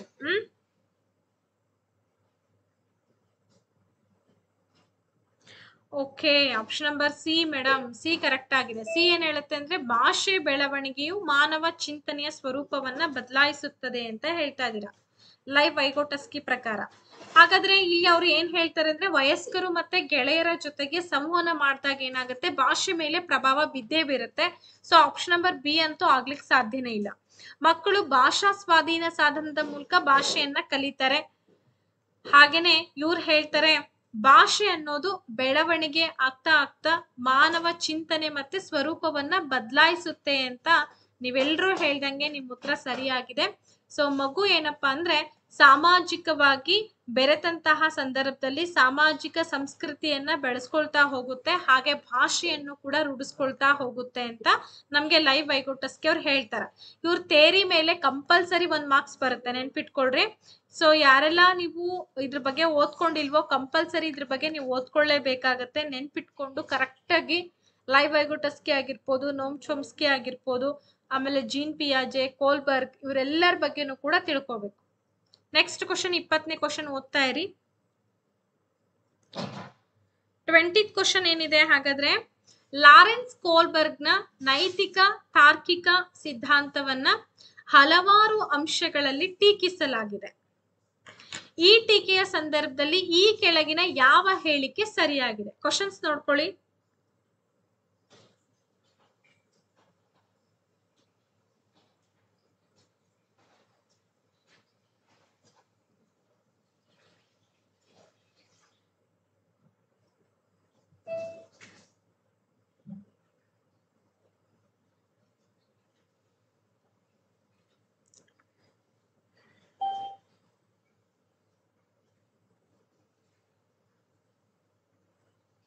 ಓಕೆ, ಆಪ್ಷನ್ ನಂಬರ್ ಸರಿ ಇದಾಯ್ತು. ಇದ್ ನೋಡ್ಕೊಂಡ್ರ 20ನೇ ಕ್ವಶನ್. 20ನೇ ಕ್ವಶನ್ ನೋಡ್ಕೊಂಡ್ಮೇಲೆ ಈಗ ಆನ್ಸರ್ಸ್ ಅನ್ನ ಹೇಳ್ತಾ ಹೋಗ್ತೀನಿ. ಆನ್ಸರ್ಸ್ ಏನಿದೆ ನೋಡ್ರಿ.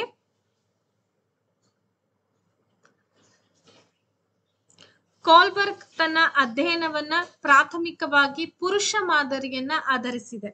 ಅಂದ್ರೆ ಕಂಪ್ಲೀಟ್ಲಿ ಅದು ಯಾರಿಗಿದೆ ಅಂತಂದ್ರೆ ಮೇಲ್ sample.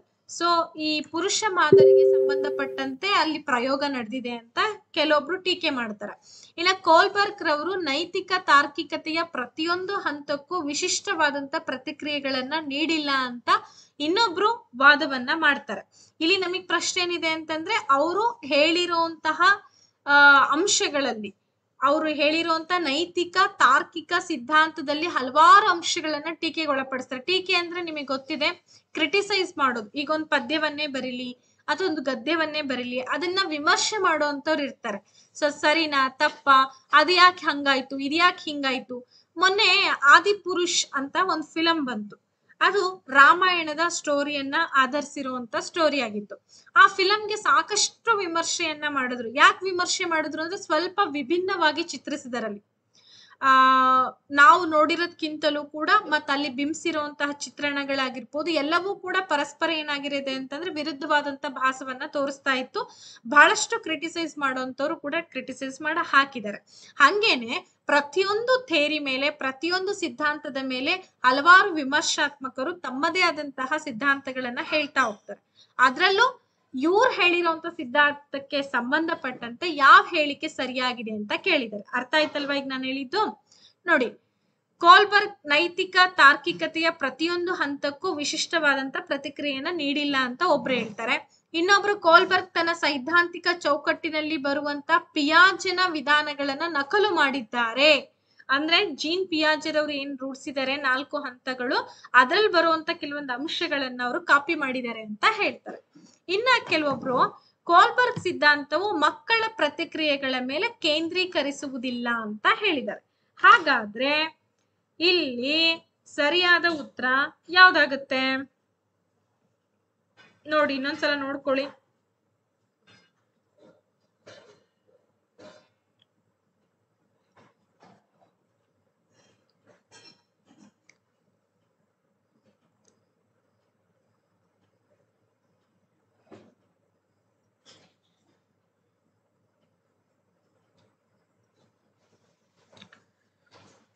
Okay, option number C madam ಅಂತ ಹೇಳ್ತಾ ಇದ್ದೀರಾ. ಅಂದ್ರೆ ಕೋಲ್ಬರ್ಗ್ ತನ್ನ ಸೈದ್ಧಾಂತಿಕ ಚೌಕಟ್ಟಿನಲ್ಲಿ ಬರುವಂತ ಪಿಯಾಜೆ ವಿಧಾನಗಳನ್ನ ನಕಲು ಮಾಡಿದ್ದಾರೆ. ನಿಮ್ಗೆ ಹಾಗನ್ಸುತ್ತಾ? ನೀವು ಅವರ ಥೇರಿಯನ್ನ ಓದಿದಿರಲ್ಲ, ನೈತಿಕ ಒಂದು ವಿಕಾಸ ಸಿದ್ಧಾಂತವನ್ನ ಓದಿದ್ಮೇಲೆ ನಿಮಗೆ ಹಾಗನ್ಸುತ್ತಾ? ಅನ್ಸಲ್ಲ. ಯಾಕೆ ಅಂತಂದ್ರೆ ಅವ್ರು ಹೇಳಿರೋದು ಜ್ಞಾನಾತ್ಮಕ ವಿಕಾಸ. ಸೊ ಜೀನ್ ಪಿಯಾಜೆ ಅವ್ರು ಹೇಳಿರೋದು ಜ್ಞಾನಾತ್ಮಕ ವಿಕಾಸದಲ್ಲಿ ಮಕ್ಕಳ ಬೆಳವಣಿಗೆ ಹೇಗಾಗುತ್ತೆ ಅಂತ ಹೇಳಿ ಅವರು ವಿಷಯಾಂಶಗಳಿಗೆ ಸಂಬಂಧಪಟ್ಟಂತೆ ಡಿಸ್ಕಷನ್ ಮಾಡಿದ್ದಾರೆ, ಜ್ಞಾನಕ್ಕೆ ಸಂಬಂಧಪಟ್ಟಂತೆ ಡಿಸ್ಕಷನ್ ಮಾಡಿದ್ದಾರೆ. ಆದ್ರೆ ಕೋಲ್ಬರ್ಗ್ ಏನ್ ಮಾಡಿದ್ದಾರೆ ಅಂತಂದ್ರೆ ತಮ್ಮ ಒಂದು ಸೈದ್ಧಾಂತಿಕ ನೆಲೆಯಲ್ಲಿ ಪುರುಷ ಪ್ರಧಾನ ಅಂದ್ರೆ ಮೇಲ್ ಸ್ಯಾಂಪಲ್ ಫಸ್ಟ್ ಪ್ರಿಪರೇಷನ್ ಆಗಿರ್ಬೋದು, ತಮ್ಮ ಅಧ್ಯಯನವನ್ನ ಪ್ರಾಥಮಿಕವಾಗಿ ಏನ್ ಮಾಡಿದ್ದಾರೆ ಅಂದ್ರೆ ಪುರುಷ ಮಾದರಿಯನ್ನ ಆಧರಿಸಿದೆ ಅಂತ ಏನ್ ಟೀಕೆ ಮಾಡಿದ್ದಾರೆ. ಇದು ಸರಿಯಾದಂತ ಉತ್ತರ. ಸೊ ಮೂರು ಕೂಡ ತಪ್ಪಾಗಿದೆ, ಎ ಮಾತ್ರ ಇಲ್ಲಿ ಸರಿಯಾದಂತ ಉತ್ತರ. ಗೊತ್ತಾಯ್ತಾ ವಿದ್ಯಾ ಅವ್ರೆ?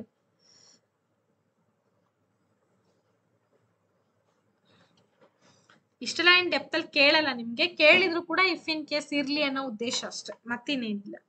ನೆಕ್ಸ್ಟ್ ಕ್ವಶನ್ಗೆ ಹೋಗೋಣ. ಈ ಕೆಳಗಿನವುಗಳಲ್ಲಿ ಯಾವುದು ಕಲಿಕೆಗಾಗಿ ಮೌಲ್ಯಮಾಪನವನ್ನ ಎತ್ತಿ ತೋರಿಸುತ್ತದೆ? Which of the following highlights assessment for learning ಅಂತ ಇದೆ. ಹಾಗಾದ್ರೆ ಅಸೆಸ್ಮೆಂಟ್ ಆಫ್ ಫಾರ್ ಲರ್ನಿಂಗ್ ಕಲಿಕೆಗೋಸ್ಕರ ಮೌಲ್ಯಮಾಪನ ಅಂತ ಹೇಳ್ತೀವಿ. ಕಲಿಕೆಯ ಮೌಲ್ಯಮಾಪನ ಬೇರೆ, ಕಲಿಕೆಗಾಗಿ ಮೌಲ್ಯಮಾಪನ ಬೇರೆ. ಹಾಗಾಗಿ ಕಲಿಕೆಗಾಗಿ ಮೌಲ್ಯಮಾಪನವನ್ನ ತೋರಿಸುವಂತ ಒಂದು ಆಪ್ಷನ್ ಇದೆ, ಅದು ಯಾವುದು ಅಂತ ಕೇಳಿದ್ದಾರೆ.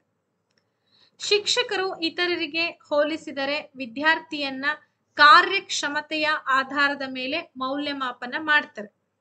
ಅವರು ಆ ಮಕ್ಕಳನ್ನ ಬೇರೆಯವರಿಗೆ ಹೋಲಿಸ್ಲಾರ್ದಂಗೆ ಆ ವಿದ್ಯಾರ್ಥಿಯನ್ನ ಅವರ ಕಾರ್ಯಕ್ಷಮತೆಯ ಆಧಾರದ ಮೇಲೆ ಅಂದ್ರೆ ಅವ್ರಿಗೆ ಹೆಂಗ್ ಪರ್ಫಾರ್ಮೆನ್ಸ್ ಮಾಡಿದಾರೋ ಅದ್ರ ಮೇಲೆ ಏನ್ ಮಾಡ್ತಾರೆ ಅಂತಂದ್ರೆ ಮೌಲ್ಯಮಾಪನವನ್ನ ಮಾಡ್ತಾರೆ. ಇನ್ನು ಶಿಕ್ಷಕರು ಚಿಂತನೆಯ ಪ್ರಕ್ರಿಯೆಗಳ ಮೇಲೆ ಕೇಂದ್ರೀಕರಿಸುವುದರ ಜೊತೆಗೆ ವಿದ್ಯಾರ್ಥಿಗಳ ಪರಿಕಲ್ಪನಾ ತಿಳುವಳಿಕೆಯನ್ನ ನಿರ್ಣಯಿಸ್ತಾರೆ ಅಂತ ಇದೆ. ಇನ್ನು ಶಿಕ್ಷಕರು ವಿದ್ಯಾರ್ಥಿಗಳ ಪ್ರತಿಕ್ರಿಯೆಗಳನ್ನ ಪ್ರಮಾಣಿತ ಪ್ರತಿಕ್ರಿಯೆಗಳಿಗೆ ಹೋಲಿಸುವ ಮೂಲಕ ಮೌಲ್ಯಮಾಪನವನ್ನ ಮಾಡ್ತಾರೆ. ಇನ್ನು ಡಿ ಏನ್ ಹೇಳತ್ತಪ್ಪ ಅಂದ್ರೆ ಶಿಕ್ಷಕರು ಪಠ್ಯ ಪುಸ್ತಕಗಳಲ್ಲಿ ನೀಡಲಾದಂತ ಮಾಹಿತಿಯ ಆಧಾರದ ಮೇಲೆ ವಿದ್ಯಾರ್ಥಿಗಳನ್ನ ಮೌಲ್ಯಮಾಪನ ಮಾಡುತ್ತಾರೆ ಅಂತ ಇದೆ. ಸೊ ಇದು ಸರಿಯಾದ ಉತ್ತರ ಏನು ಗೊತ್ತಾಗ್ತಾ ಇಲ್ಲ, ಮಾಡ್ಕೋಬೇಕಲ್ಲ. ಕಲಿಕೆಗಾಗಿ ಮೌಲ್ಯಮಾಪನ ಅಂತ ಹೇಳ್ತೀವಿ. ಹಾಗಾದ್ರೆ ಕಲಿಕೆಗಾಗಿ ಮೌಲ್ಯಮಾಪನ ಅಂದ್ರೆ ಏನು?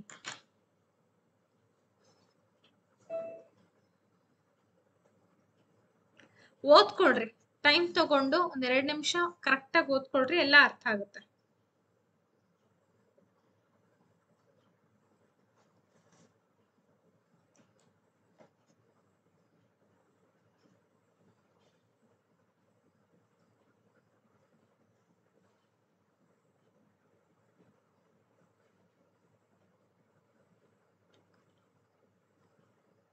ಓಕೆ, ಆಪ್ಷನ್ ನಂಬರ್ ಎ ಆಗುತ್ತೆ ಮೇಡಮ್, ಬಿ ಆಗುತ್ತೆ ಮೇಡಮ್ ಅಂತ ಹೇಳ್ತಿದ್ದೀರಾ. ಬಟ್ ಗೆಸ್ ಮಾಡಬೇಡಿ, ಆಪ್ಷನ್ ನಂಬರ್ ಬಿ ನೇ ಇಲ್ಲಿ ಕರೆಕ್ಟ್ ಆದಂತ ಉತ್ತರ.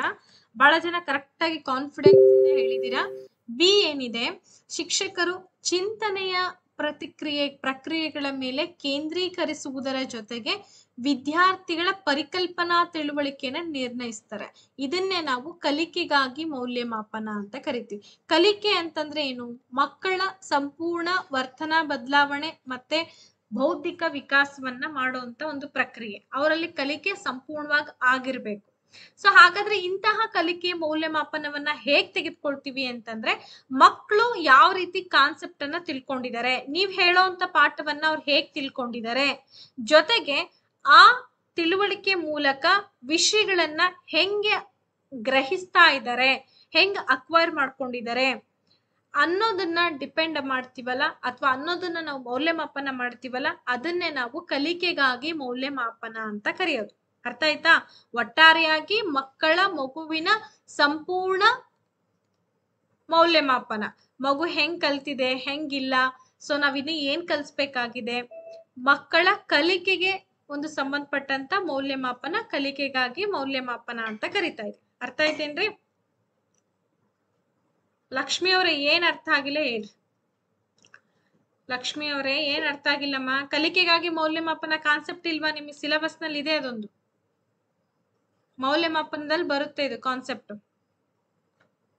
ಸರಿ, ನೆಕ್ಸ್ಟ್ ಕ್ವಶನ್ಗೆ ಹೋಗೋಣ ಹಾಗಾದ್ರೆ. ಇದು ಬಹಳ ಸಿಂಪಲ್, ಎಲ್ರಿಗೂ ಅರ್ಥ ಆಗುತ್ತೆ. ಯಾಕೆ ಅಂತಂದ್ರೆ ಚೈಲ್ಡ್ ಸೆಂಟರ್ಡ್ ಪೆಡಗಾಜಿ ಅಂದ್ರೆ ಮಕ್ಕಳ ಕೇಂದ್ರೀಕೃತ ಶಿಕ್ಷಣ ಶಾಸ್ತ್ರ ಅಂದ್ರೆ ಏನು?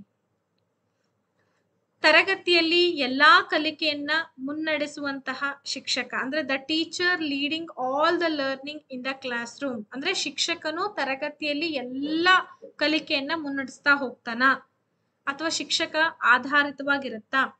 ಶಿಕ್ಷಕರು ಮಕ್ಕಳಿಗೆ ಏನು ಮಾಡಬೇಕೆಂದು ನಿರ್ದೇಶಿಸುತ್ತಾರೆ. ಅಂದ್ರೆ ಯಾವ ಮಗು ಏನ್ ಮಾಡ್ಬೇಕು, ಯಾವ ಮಕ್ಕಳಿಗೆ ಯಾವ ತರ ಟೀಚ್ ಮಾಡ್ಬೇಕು ಅಂತ ಇದು ತಿಳಿಸ್ಕೊಡುತ್ತಾ? ಮಕ್ಕಳ ಅನುಭವಗಳು ಮತ್ತು ಅವರ ಧ್ವನಿಗಳಿಗೆ ಪ್ರಾಮುಖ್ಯತೆಯನ್ನ ನೀಡುವಂಥದ್ದು. ಹಾಗೆ ಮಕ್ಕಳಿಗೆ ನಿಗದಿತ ಮಾಹಿತಿಯನ್ನ ಅನುಸರಿಸಲು ಅನುವು ಮಾಡಿಕೊಡುವುದು ಅಂತ ಇದೆ. ಮಕ್ಕಳ ಕೇಂದ್ರೀಕೃತ ಶಿಕ್ಷಣ ಶಾಸ್ತ್ರ ಅಂದ್ರೆ ಏನು?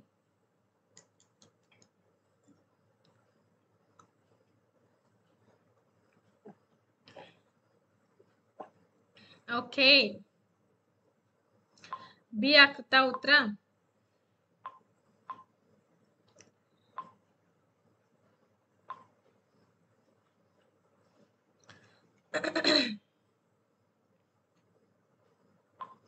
ಪರವಾಗಿಲ್ಲ, ಸುಮಾರು ಜನ ಕರೆಕ್ಟ್ ಆದಂತ ಉತ್ತರವನ್ನ ಕೊಡೋ ಪ್ರಯತ್ನ ಮಾಡ್ತಾ ಇದ್ದೀರಾ.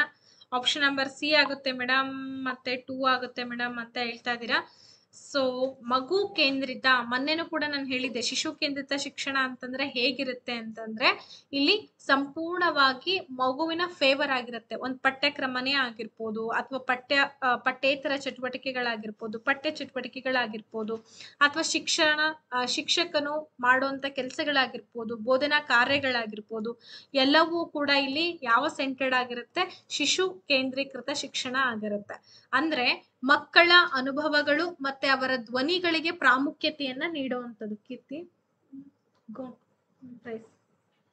ಓಕೆ, ಈ ಪ್ರಾಮುಖ್ಯತೆಯನ್ನ ನೀಡೋದಕ್ಕೆ ಶಿಶು ಕೇಂದ್ರೀಕೃತ ಶಿಕ್ಷಣ ಶಾಸ್ತ್ರ ಅಂತೇಳಿ ಕರೀತಾರೆ. ಇದು ತುಂಬಾ ಸಿಂಪಲ್ ಇದೆ ಅಲ್ವಾ? ಕಂಪ್ಲೀಟ್ ಆಗಿ ನಾವ್ ಯಾವ್ದ್ರ ಕಡೆ ಫೋಕಸ್ ಮಾಡ್ತೀವಿ ಅಂದ್ರೆ ಒಂದು ಮಗುವಿನ ಕಡೆಗೆ ಫೋಕಸ್ ಮಾಡುವಂತ ಶಿಕ್ಷಣ. ಬೇಕು ಬೇಡ ಅವೆಲ್ಲ ವಿಚಾರಗಳನ್ನ ತಿಳ್ಕೊಳ್ಳುವಂಥದ್ದಲ್ವಾ? ಸರಿಯಾಗಿದೆ ಉತ್ತರ. ನೆಕ್ಸ್ಟ್,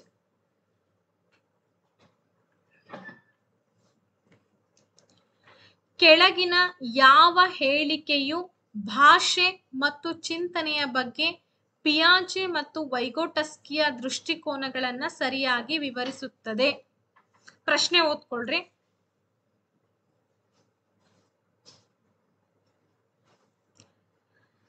ಮಾಡ್ಬೋದಮ್ಮ ಉಚಿತ ಕಾರ್ಯಾಗಾರನ, ಬಟ್ ಎಲ್ಲಿ ಮಾಡ್ಬೇಕು ಏನು ಅಂತ ಸುಮ್ನಿದೀನಿ ಅಷ್ಟೆ. ಅವಕಾಶ ಸಿಕ್ಕರೆ ಮಾಡೋಣ, ಏನ್ ತೊಂದ್ರೆ ಇಲ್ಲ. Which of the following statements describes Piaget and Vygotsky's views on language and thought correctly ಅಂತ ಇದೆ. ಸೊ ಇಲ್ಲಿ ಪಿಯಾಜೆ ಮತ್ತು ವೈಗೋಟಸ್ಕಿಯ ದೃಷ್ಟಿಕೋನಗಳನ್ನ ಸರಿಯಾಗಿ ವಿವರಿಸ್ತಕ್ಕಂತಹ ಒಂದು ಹೇಳಿಕೆ ಇದೆ. ಅದು ಯಾವುದಕ್ಕೆ ಸಂಬಂಧಪಟ್ಟಂತದ್ದು? ಭಾಷೆ ಮತ್ತೆ ಚಿಂತನೆಗೆ ಸಂಬಂಧಪಟ್ಟಂತ ಮಾತಿದೆ. ಎಸ್, ನೋಡಿ ಆಪ್ಷನ್ಸ್ ನೋಡಿ ಗೊತ್ತಾಗುತ್ತೆ ನಿಮ್ಗೆ. ಇಬ್ರು ಏನ್ ಮಾಡ್ತಾರೆ ಅಂದ್ರೆ ಭಾಷೆಯನ್ನ ಮಗುವಿನ ಆಲೋಚನೆಯಿಂದ ಹೊರಹೊಮ್ಮುವಂತೆ ನೋಡುತ್ತಾರೆ. ವೈಗೋಟಸ್ಕಿ ಪ್ರಕಾರ ಆಲೋಚನೆಯು ಮೊದಲು ಹೊರಹೊಮ್ಮುತ್ತದೆ ಮತ್ತು ಪಿಯಾಜೆ ಪ್ರಕಾರ ಭಾಷೆಯು ಚಿಂತನೆಯ ಮೇಲೆ ಆಳವಾದಂತ ಪರಿಣಾಮವನ್ನ ಬೀರುತ್ತದೆ. ಸಿ ಏನ್ ಹೇಳುತ್ತೆ? ಪಿಯಾಜೆ ಪ್ರಕಾರ ಆಲೋಚನೆ ಅನ್ನೋದು ಮೊದಲು ಹೊರಹೊಮ್ಮುತ್ತೆ. ಪಿಯಾಜೆ ಪ್ರಕಾರ ಆಲೋಚನೆ, ಯಾಕೆಂದ್ರೆ ಅವರು ಜ್ಞಾನಾತ್ಮಕ ಸಿದ್ಧಾಂತದ ಬಗ್ಗೆ ಹೇಳ್ತಾರಲ್ವಾ, ಹಾಗಾಗಿ ಸೊ ಆಲೋಚನೆ ಅನ್ನೋದು ಹೊರಹೊಮ್ಮುತ್ತೆ ಮೊದಲು. ಅದಾದ್ಮೇಲೆ ವೈಗೋಟಸ್ಕಿ ಪ್ರಕಾರ ಭಾಷೆಯು ಚಿಂತನೆಯ ಮೇಲೆ ಆಳವಾದಂತ ಪರಿಣಾಮವನ್ನ ಬೀರುತ್ತದೆ ಅಂತ ಇದೆ. ಇನ್ನು ಡಿ ನೋಡಿ, ತುಂಬಾ ಕೇರ್ಫುಲ್ ಆಗಿ ನೀಟಾಗಿ ಓದ್ಕೊಂಡು ಎಕ್ಸ್ಪ್ಲೇಷನ್ ಸಮೇತ ಉತ್ತರವನ್ನ ಕೊಡ್ಬೇಕಾಗತ್ತೆ ನೀವು. ಇಬ್ಬರೂ ಆಲೋಚನೆಯು ಮಗುವಿನ ಭಾಷೆಯಿಂದ ಹೊರಹೊಮ್ಮುತ್ತಿದೆ ಅಂತ ಹೇಳ್ತಾರೆ. ಸೊ ಹಾಗಾದ್ರೆ ಇಲ್ಲಿ ಸರಿಯಾದಂತಹ ಉತ್ತರ ಯಾವುದು? ಸರಿಯಾದ ಉತ್ತರ ಯಾವ್ದಾಗುತ್ತೆ ಹಾಗಾದ್ರೆ? ಓಕೆ, ಆಪ್ಷನ್ ನಂಬರ್ ಸಿ ಆಗುತ್ತೆ ಮೇಡಮ್. ಸಿ ಆಗತ್ತೆ, ಡಿ ಆಗತ್ತೆ. ಓದ್ಕೊಂಡ್ರಲ್ವಾ ಕರೆಕ್ಟ್ ಆಗಿ? Very good, very good.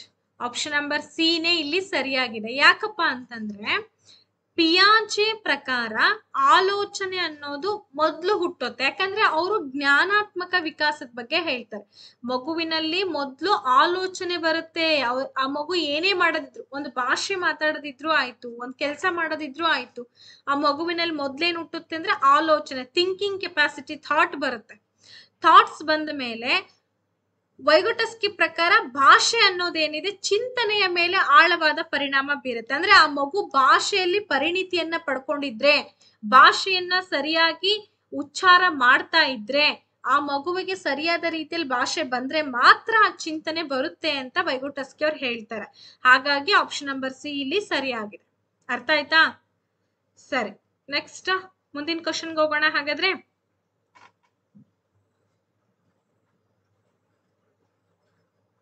ಎಲ್ರು ಪಾಸ್ ಮಾಡ್ಕೋಬೇಕಮ್ಮ. ಟಿ ಏನ್ ದೊಡ್ಡ ಎಕ್ಸಾಮ್ ಏನಲ್ಲ, IAS ಎಕ್ಸಾಮ್ ತರ ನೋಡ್ತಾ ಇದೀರಾ. ಬಟ್ ಇದು ಇಟ್ಸ್ ನಾಟ್ IAS ಎಕ್ಸಾಮ್.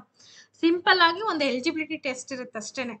ಸ್ವಲ್ಪ ಸೈಕಾಲಜಿ, ಕಾಂಪ್ಲಿಕೇಟೆಡ್ ಇರುವಂತ ವಿಚಾರಗಳ ಕಡೆಗೆ ಹೆಚ್ಚಿನ ಗಮನ ಕೊಟ್ಟು ಹೆಚ್ಚೆಚ್ಚು ಸ್ಟಡೀಸ್ ಮಾಡ್ತಾ ಹೋದ್ರೆ 100% ನೀವು ಇಲ್ಲಿ ಗೆಲ್ತೀರಾ. ಗೊತ್ತಾಯ್ತಾ? ಹಾಗಾದ್ರೆ ನೆಕ್ಸ್ಟ್ ಪ್ರಶ್ನೆಗೆ ಹೋಗೋಣ.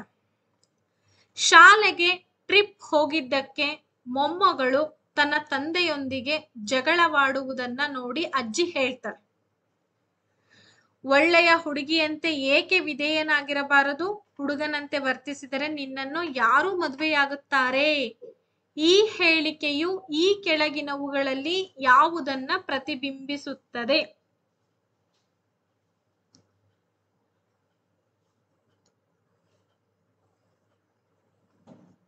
Watching her granddaughter arguing with her father for going on a school trip. School trip ಹೋಗೋದಕ್ಕೆ ಮೊಮ್ಮಗಳು ಏನ್ ಮಾಡ್ತಾಳೆ ಅಂತಂದ್ರೆ ತನ್ನ ತಂದೆಯೊಂದಿಗೆ ಜಗಳ ಆಡ್ತಿರೋದನ್ನ ಅಜ್ಜಿ ನೋಡ್ತಾಳೆ. ಅಜ್ಜಿ ನೋಡಿದಾಗ ಏನ್ ಮಾಡ್ತಾಳೆ ಅಂತಂದ್ರೆ, why can't you be obedient like a good girl? ನೀನು ನೋಡೋದಕ್ಕೆ ತುಂಬಾ ವಿಧೇಯನಾಗಿರ್ಬಾರ್ದು. Who will marry you if you behave like a boy? ನೀನ್ ಈ ರೀತಿ ಜಗಳ ಆಡ್ತಾ ಇದ್ರೆ, ಹುಡುಗನ್ ತರ ನೀನ್ ಈ ರೀತಿ ಬಿಹೇವ್ ಮಾಡ್ತಾ ಇದ್ರೆ ಯಾರು ನಿನ್ ಮದ್ವೆ ಆಗ್ತಾರೆ? So this statements reflects which of the following ಅಂತ ಇದೆ. ಹಾಗಾದ್ರೆ ಈ ಹೇಳಿಕೆ ಈ ಕೆಳಗಿನವುಗಳಲ್ಲಿ ಏನನ್ನ ಪ್ರತಿಬಿಂಬಿಸ್ತಾ ಇದೆ? ಪ್ರಶ್ನೆ ಅರ್ಥ ಆಯ್ತಲ್ಲಮ್ಮ ನಿಮ್ಗೆಲ್ರಿಗೂ? Very good. ಮಕ್ಕಳನ್ನ ಬೆಳೆಸುವಲ್ಲಿ ಕುಟುಂಬಗಳು ಎದುರಿಸುತ್ತಿರುವಂತ ಸಮಸ್ಯೆಗಳು ಅಥವಾ ತೊಂದರೆಗಳು, ಲಿಂಗ ಸ್ಥಿರತೆ, ಹುಡುಗಿಯರು ಮತ್ತೆ ಹುಡುಗರ ಗುಣಲಕ್ಷಣಗಳ ಬಗ್ಗೆ ಲಿಂಗ ಸ್ಟಿರಿಯೋಟೈಪ್ಸ್, ಹುಡುಗಿಯ ಅಸಮರ್ಪಕ ಲಿಂಗವನ್ನ ಗುರುತಿಸುವಿಕೆ ಅಂತ ಇದೆ. ಉತ್ತರ ಬರ್ಲಿ. ಜೆಂಡರ್ ಸ್ಟಿರಿಯೋಟೈಪ್ಸ್ ಮೇಡಮ್ ಅಂತ ಕೆಲವೊಬ್ರು ಹೇಳ್ತಾರೆ, ಇನ್ನ ಕೆಲವೊಬ್ರು ಡಿಫ್ರೆಂಟ್ ಆನ್ಸರ್ಸ್ ಅನ್ನ ಕೊಡ್ತಾ ಇದ್ದೀರಾ.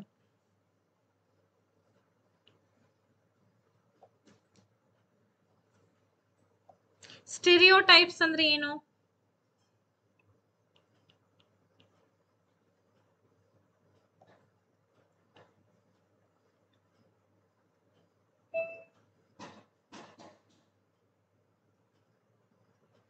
Yes, very good.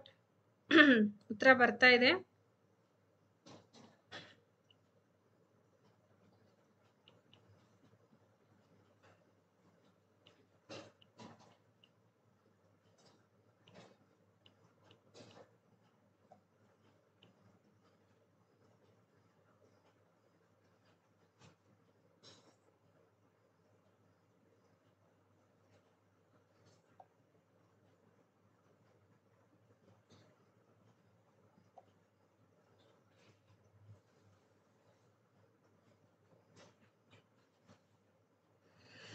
ಓಕೆ, ಹೋಲಿಕೆ ಮಾಡೋದು ಅಲ್ವಾ? ಸರಿ, ಹೋಲಿಕೆ ಮಾಡ್ತದಳ ಅಜ್ಜಿ. ಏನಪ್ಪಾ ಅಂತಂದ್ರೆ ಹುಡುಗಿಯರು ಮತ್ತೆ ಹುಡುಗರ ಗುಣಲಕ್ಷಣಗಳ ಬಗ್ಗೆ ಲಿಂಗ ಸ್ಟಿರಿಯೋಟೈಪ್ಸ್ ಮಾಡುವಂಥದ್ದು, ಅಂದ್ರೆ ಹೋಲಿಕೆ ಮಾಡೋದು. ನೀನ್ ಯಾಕೆ ಹುಡುಗರ ತರ ಆಟ ಆಡ್ತಿರ್ತೀಯ? ನೀನ್ ಯಾಕೆ ಹುಡುಗರ ತರ ಬಟ್ಟೆ ಹಾಕ್ತೀಯಾ? ನೀನ್ ಯಾಕೆ ಹುಡುಗರ ತರ ವಾದ ಮಾಡ್ತೀಯ? ನಾಳೆ ಮದ್ವೆ ಆದ್ಮೇಲೆ ಹಿಂಗೆ ಮಾಡ್ತೀಯಾ? ಇದ್ಯಾಕೆ ಹುಡುಗರಿಗೆ ಪ್ರಶ್ನೆ ಕೇಳಲ್ಲ? ಇದು ಹುಡುಗಿಯರಿಗೆ ಪ್ರಶ್ನೆ ಕೇಳ್ತಿರ್ತಾರೆ. ಯಾಕೆಂದ್ರೆ ಹುಡುಗಿಯರನ್ನ ಹುಡುಗರ ಜೊತೆ ಕಂಪ್ಯಾರಿಸನ್ ಮಾಡುವಂಥದ್ದು ಅವ್ರವ್ರ ಗುಣಲಕ್ಷಣಗಳು. ಫಾರ್ ಎಕ್ಸಾಂಪಲ್, ಹುಡುಗಿಯರು ಒಂದು ಪ್ಯಾಂಟ್ ಶರ್ಟ್ ಹಾಕೊಂಡ್ರು ಗಂಡ್ಮಕ್ಳ ತರ ಪ್ಯಾಂಟ್ ಶರ್ಟ್ ಹಾಕೊಂಡು ಹೊರಗಡೆ ಹೋಗ್ತಿದೀಯಾ ಅಂತ ಹೇಳ್ತೀವಿ. ಅಥವಾ ಹುಡುಗಿಯರು ಯಾವುದೇ ಒಂದು ಸ್ಟೈಲ್ ಆಗಿ ಹುಡುಗರ ತರ ಸ್ಟೈಲ್ ಮಾಡ್ಕೊಂಡ್ರು ಕೂಡ ಅಲ್ಲಿ ಸ್ಟಿರಿಯೋ ಟೈಪ್ಸ್ ಬಂದ್ಬಿಡುತ್ತೆ. ಸೊ ಇದಕ್ಕೆ ನಾವೇನಂತ ಕರಿತೀವಿ, gender stereo types about attributes of girls and boys ಅಂತ ಕರಿತೀವಿ. ಇವರಿಬ್ಬರ ನಡುವೆ ನಾವೇನ್ ಮಾಡ್ತಾ ಇದೀವಿ, ಗುಣಲಕ್ಷಣಗಳನ್ನ ಹೋಲಿಕೆ ಮಾಡ್ತಿದೀವಿ. ಆ ಅಜ್ಜಿ ಮಾಡಿದ್ದು ಕೂಡ ಅದೇ. ಹಾಗಾಗಿ ಆಪ್ಷನ್ ನಂಬರ್ ಇಲ್ಲಿ ಸಿ ಸರಿಯಾದಂತ ಉತ್ತರ. ಓಕೆನಾ?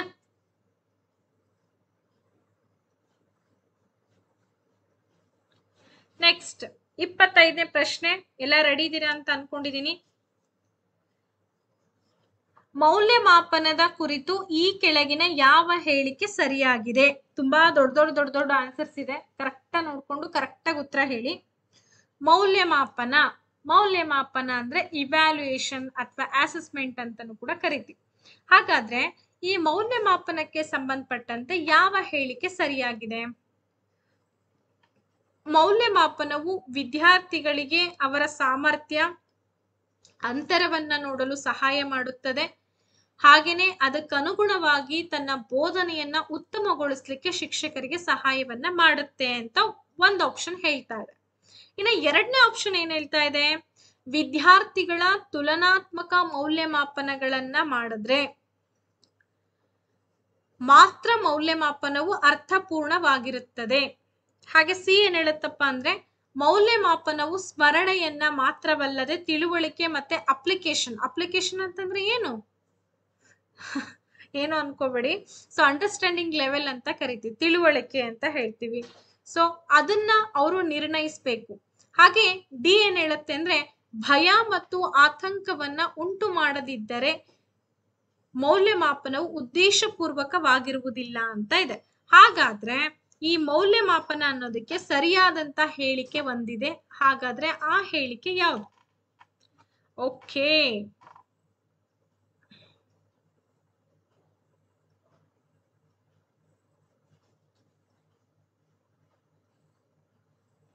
ಆಪ್ಷನ್ ನಂಬರ್ ಎ ಮೇಡಮ್ ಅಂತ ಹೇಳ್ತಿದ್ದೀರಾ ಬಹಳ ಜನ.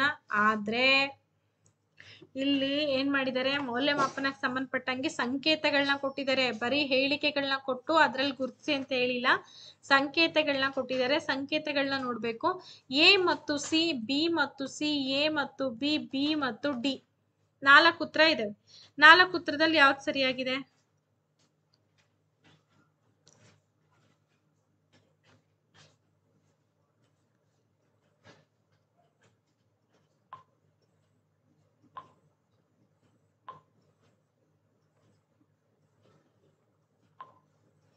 ಹಾಗೆ ವಿಡಿಯೋ ಲೈಕ್ ಮಾಡ್ತಿದ್ದರು ಫಟಾಫಟ್ ಲೈಕ್ ಮಾಡ್ತಾ ಹೋಗ್ರಿ. Yes, option number A madam, B madam ಅಂತ ಹೇಳ್ತಿದ್ರ. But exactly right answer option number A ಮತ್ತು ಸಿ. ಎ ಮತ್ತು ಸಿ ಯಾಕಪ್ಪ ಅಂತಂದ್ರೆ, ಇಲ್ಲಿ ನೀವೆಲ್ಲರೂ ಕೂಡ ಆಪ್ಷನ್ ನಂಬರ್ 1 ಸರಿಯಾಗಿದೆ ಅಂತ ಹೇಳಿದ್ರಿ. ಹೌದಾ? ಇದು ಸರಿಯಾಗಿದೆ, ಕರೆಕ್ಟ್ ಆಗಿದೆ. ಇನ್ನು ಸಿನೂ ಕೂಡ ಕರೆಕ್ಟ್ ಆಗಿದೆ. ಯಾಕೆ ಅಂತಂದ್ರೆ ಮೌಲ್ಯಮಾಪನ ಅನ್ನೋದು ಮಕ್ಕಳಲ್ಲಿರುವಂತ ಸ್ಮರಣಾ ಶಕ್ತಿ ಜಾಸ್ತಿ ಬೆಳೆಸೋದ್ರ ಜೊತೆಗೆ ಮಕ್ಕಳು ಒಂದು ಅನ್ವಯಿಕ ವಿಷಯಾಂಶಗಳನ್ನ ತಿಳ್ಕೊಳ್ಳುವಂತಹ ಪ್ರಯತ್ನವನ್ನ ಮಾಡ್ತಾರೆ. ಯಾವುದೇ ವಿಷಯಗಳಾಗಿರ್ಬೋದು. ಫಾರ್ ಎಕ್ಸಾಂಪಲ್ ಸೈನ್ಸ್ ಅಲ್ಲಿ ಕೆಲವೊಂದು ವಿಚಾರಗಳನ್ನ ನೀವು ಪ್ರಾಯೋಗಿಕವಾಗಿ ಮಕ್ಕಳಿಗೆ ತಿಳಿಸ್ಕೊಡ್ತೀರಾ ಅಂತಂದ್ರೆ ಅದನ್ನ ಅನ್ವಯ ಮಾಡ್ಕೊಳ್ಳುವಂಥದ್ದಾಗಿರ್ಬೋದು. ಹಾಗೆ ಮ್ಯಾಥಮೆಟಿಕ್ಸ್ ಆಗಿರ್ಬೋದು, ಮತ್ತೆ ಸೋಷಿಯಲ್ ಸೈನ್ಸ್ ಆಗಿರ್ಬೋದು. ಸೊ ಇವೆಲ್ಲವನ್ನು ಕೂಡ ಅವರ ಅಪ್ಲಿಕೇಶನ್ ಲೆವೆಲ್ ಅಲ್ಲಿ ಅದನ್ನ ನಿರ್ಣಯ ತೆಗೆದುಕೊಳ್ಳುವಂತ ಒಂದು ಪ್ರಯತ್ನವನ್ನ ಮಾಡ್ತಾರೆ. ಅದಕ್ಕೋಸ್ಕರ ಮೌಲ್ಯಮಾಪನ ಬೇಕೇ ಬೇಕು. ಸೊ ಎ ಮತ್ತು ಸಿ ಮಾತ್ರ ಇಲ್ಲಿ ಸರಿಯಾಗಿರುವಂತದ್ದು. ಇನ್ನ ಬಿ ಮತ್ತೆ ಡಿ ಆಗಲ್ಲ. ಯಾಕಂದ್ರೆ ನೀರ್ ಚೆಲ್ತಾ ಇದೆ. ಭಯ ಮತ್ತೆ ಆತಂಕವನ್ನ ಉಂಟು ಮಾಡದಿದ್ದರೆ ಮೌಲ್ಯಮಾಪನ ಉದ್ದೇಶಪೂರ್ವಕವಾಗಿರಲ್ಲ. ಮೌಲ್ಯಮಾಪನ ಅನ್ನೋದು ಭಯ ಮತ್ತೆ ಆತಂಕವನ್ನ ಉಂಟು ಮಾಡುವಂತದ್ದಲ್ಲ. ಅದು ಭಯ ಮತ್ತೆ ಆತಂಕವನ್ನ ನಮ್ಮಲ್ಲಿ ಉಂಟು ಮಾಡಲ್ಲ, ಬದಲಿಗೆ ಅದಕ್ಕೆ ಪರಿಹಾರವನ್ನ ತಂದ್ಕೊಡುವಂತ ಪ್ರಯತ್ನವನ್ನ ಮಾಡುತ್ತೆ.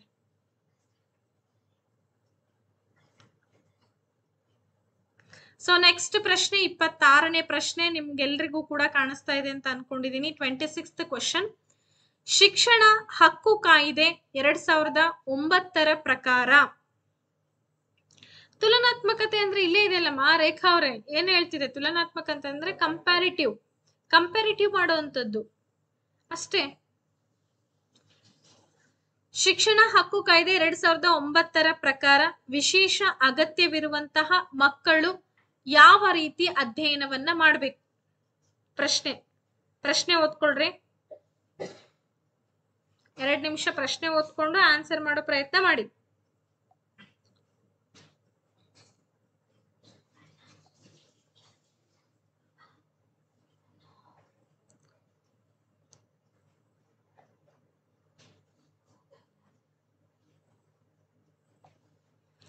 S,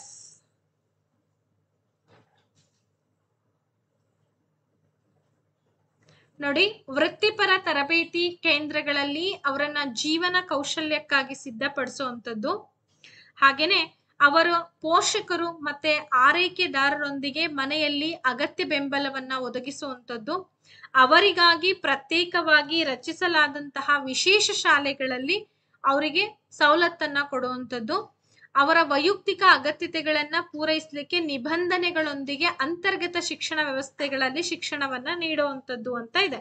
according to RTE act ಅಂದ್ರೆ ರೈಟ್ ಟು ಆಕ್ಟ್ ಎಜುಕೇಶನ್, ಈ ಒಂದು ಆಕ್ಟ್ ಪ್ರಕಾರ ವಿಶೇಷ ಅಗತ್ಯತೆಯನ್ನ ಉಳ್ಳುವಂತಹ ಮಕ್ಕಳಿಗೋಸ್ಕರ ನಾವ್ ಎಂತಹ ಕಾರ್ಯಕ್ರಮವನ್ನ ಕೈಗೊಳ್ಬೇಕು ನೋಡಿ.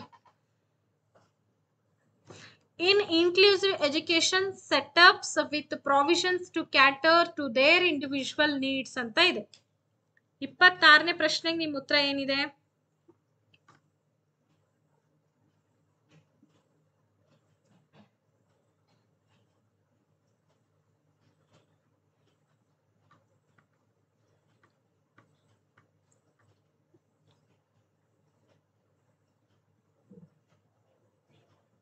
S, very good. Option number D madam ಅಂತ ಬರ್ತಾ ಇದೆ. ಸೊ ಯಾಕಪ್ಪ ಡಿ ಅಂತಂದ್ರೆ ನಮ್ಗೆ ಈಗಾಗ್ಲೇ ಗೊತ್ತಿದೆ, ನಾವು ವಿಶೇಷ ಶಿಕ್ಷಣವನ್ನ ಅಥವಾ ವಿಶೇಷ ಅಗತ್ಯತೆ ಉಳ್ಳಂತಹ ಮಕ್ಕಳಿಗೂ ಕೂಡ ನಾವೇನ್ ಮಾಡ್ಬೇಕು ಅಂದ್ರೆ ಸಮನ್ವಯ ಶಿಕ್ಷಣ ಅಂದ್ರೆ ನಾರ್ಮಲ್ ಸ್ಟೂಡೆಂಟ್ ಜೊತೆಗೂ ನಾವು ಅವರನ್ನ ಕೂಡಿಸ್ಬಿಟ್ಟು ಪಾಠವನ್ನ ಮಾಡಿಸುವಂಥದ್ದು, ಅಲ್ಲೇ ನಾವು ಅವರಿಗೆ ಸೆಟಪ್ ಅನ್ನ ಮಾಡುವಂಥದ್ದು.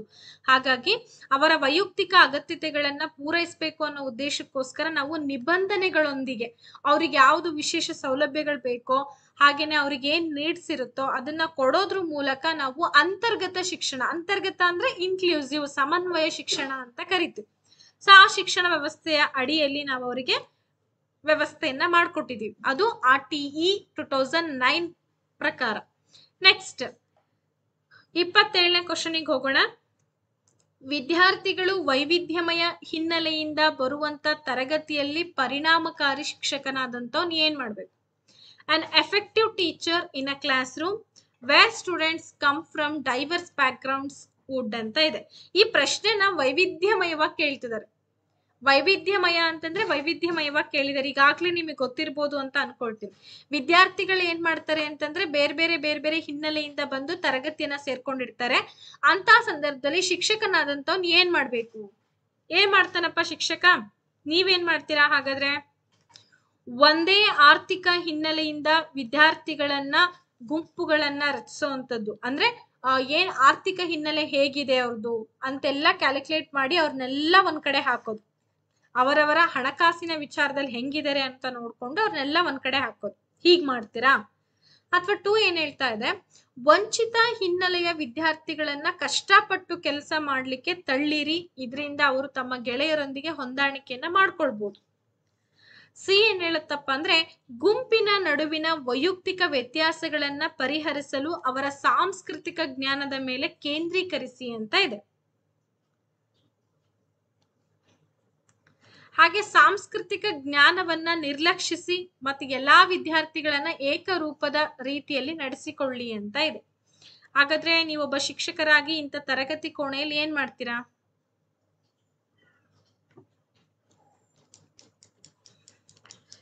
ಯೋಚನೆ ಮಾಡಿ ಆನ್ಸರ್ ಕೊಡಿ.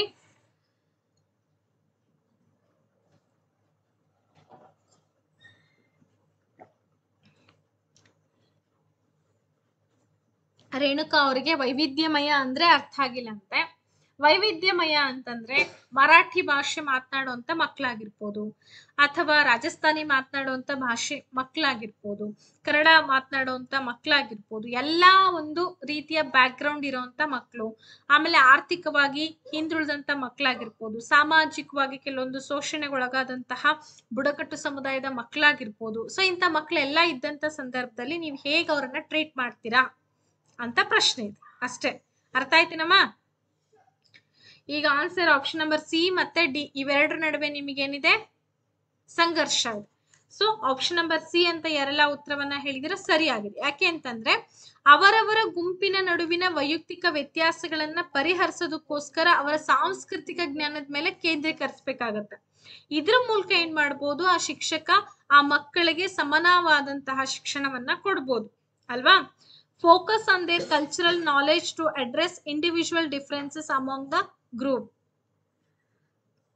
ನೋಡಿ ವಿದ್ಯಾ ಅವರೇ, ನಾವು 6 ಗಂಟೆಯಿಂದ 7 ಗಂಟೆಗೆ ಒಂದು ಕ್ಲಾಸ್ ತಗೊಂತೀವಿ, ಮತ್ತೆ 8 ಗಂಟೆಯಿಂದ 9 ಗಂಟೆಗೆ ಒಂದು ಕ್ಲಾಸ್ ಇರುತ್ತಮ್ಮ. ಗೊತ್ತಾಯ್ತೇನಮ್ಮ?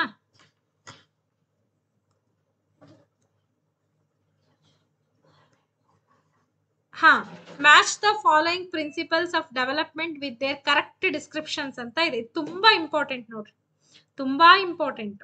ಓಕೆ, ಅಭಿವೃದ್ಧಿಯ ಕೆಳಗಿನ ತತ್ವಗಳನ್ನ ಅವುಗಳ ಸರಿಯಾದ ವಿವರಣೆಯೊಂದಿಗೆ ಹೊಂದಿಸಿ ಅಂತ ಇದೆ. ಅಭಿವೃದ್ಧಿಯ ತತ್ವಗಳು ಅಂದ್ರೆ ವಿಕಾಸ ತತ್ವಗಳು. ಪಾಠ ಹೇಳಿದೀವಿ ನಾವು, ನಿಮಗೆ ಡೀಟೇಲ್ ಆದಂತ ಪಾಠವನ್ನ ಹೇಳಿದೀನಿ. ವಿಕಾಸದ ತತ್ವಗಳೇನೇನಿದೆ? ಒಂದು ಪ್ರಾಕ್ಸಿಮೋ ಡಿಸ್ಟಲ್ ತತ್ವ ಇದೆ, ಸೆಫೆಲೋಕಾರ್ಡಲ್ ತತ್ವ ಇದೆ, ವೈಯಕ್ತಿಕ ವ್ಯತ್ಯಾಸಗಳು ಕಂಡುಬರುತ್ತೆ, ಹಾಗೆ ವ್ಯಕ್ತಿಗತ ವ್ಯತ್ಯಾಸಗಳು ಕೂಡ ಕಂಡುಬರುತ್ತೆ. ಹೌದಾ? ಇವೆಲ್ಲವೂ ಕೂಡ ವಿಕಾಸದ ಪ್ರಮುಖ ತತ್ವಗಳು ಅಂತ ಕರಿತಾ ಇದೀವಿ. ಹಾಗಾದ್ರೆ ಪ್ರಾಕ್ಸಿಮೋ ಡಿಸ್ಟಲ್ ತತ್ವ ಅಂದ್ರೆ ಏನು? ಸೆಫೆಲೋಕಾರ್ಡಲ್ ತತ್ವ ಅಂದ್ರೆ ಏನು? ವೈಯಕ್ತಿಕ ವ್ಯತ್ಯಾಸಗಳು ಅಂದ್ರೆ ಏನು? ವ್ಯಕ್ತಿಗತ ವ್ಯತ್ಯಾಸಗಳು ಅಂದ್ರೆ ಏನು? ಇದು ತುಂಬಾ ಇಂಪಾರ್ಟೆಂಟ್. ಯಾರಿಗ್ ನಾಲೆಜ್ ಇರುತ್ತೋ ಅವ್ರಿಗೆ ಮಾತ್ರ ಆನ್ಸರ್ ಮಾಡಕ್ ಬರುತ್ತೆ. ವಿಭಿನ್ನ ಮಕ್ಕಳು ವಿಭಿನ್ನ ದರಗಳಲ್ಲಿ ಅಭಿವೃದ್ಧಿ ಹೊಂದ್ತಾರೆ. ತಲೆಯಿಂದ ಟೋಯ್ ಅಂತಂದ್ರೆ ಈ ಪಾದ, ಅರ್ಥ ಆಯ್ತಾ? ಮತ್ತೆ ಅಲ್ಲಿ ಕನ್ನಡದಲ್ಲಿ ಟೋ ಅಂತ ಕೊಟ್ಬಿಟ್ಟಿದ್ದಾರೆ, ಏನ್ ಮೇಡಮ್ ಇದು ಅಂತ ಅನ್ಕೋಬೇಡಿ. ತಲೆಯಿಂದ ಪಾದದ ಕಡೆಗೆ ನಡೀತಕ್ಕಂತ ವಿಕಾಸ. ಆಮೇಲೆ ವೈಯಕ್ತಿಕ ವ್ಯತ್ಯಾಸಗಳ ಜಾಗದಲ್ಲಿ ಏನ್ ಕೊಟ್ಟಿದ್ದಾರೆ? ಒಂದೇ ಮಗುವಿನಲ್ಲಿ ಬೆಳವಣಿಗೆಯ ದರವು ಅಭಿವೃದ್ಧಿಯ ಒಂದು ಡೊಮೇನ್ ನಿಂದ ಇನ್ನೊಂದಕ್ಕೆ ಬದಲಾಗಬಹುದು. ದೇಹದ ಮಧ್ಯಭಾಗದಿಂದ ಹೊರಕ್ಕೆ ಅಂತ ಇದೆ. ಸರಳದಿಂದ ಸಂಕೀರ್ಣದ ಪ್ರಗತಿ ಅಂತ ಇದೆ.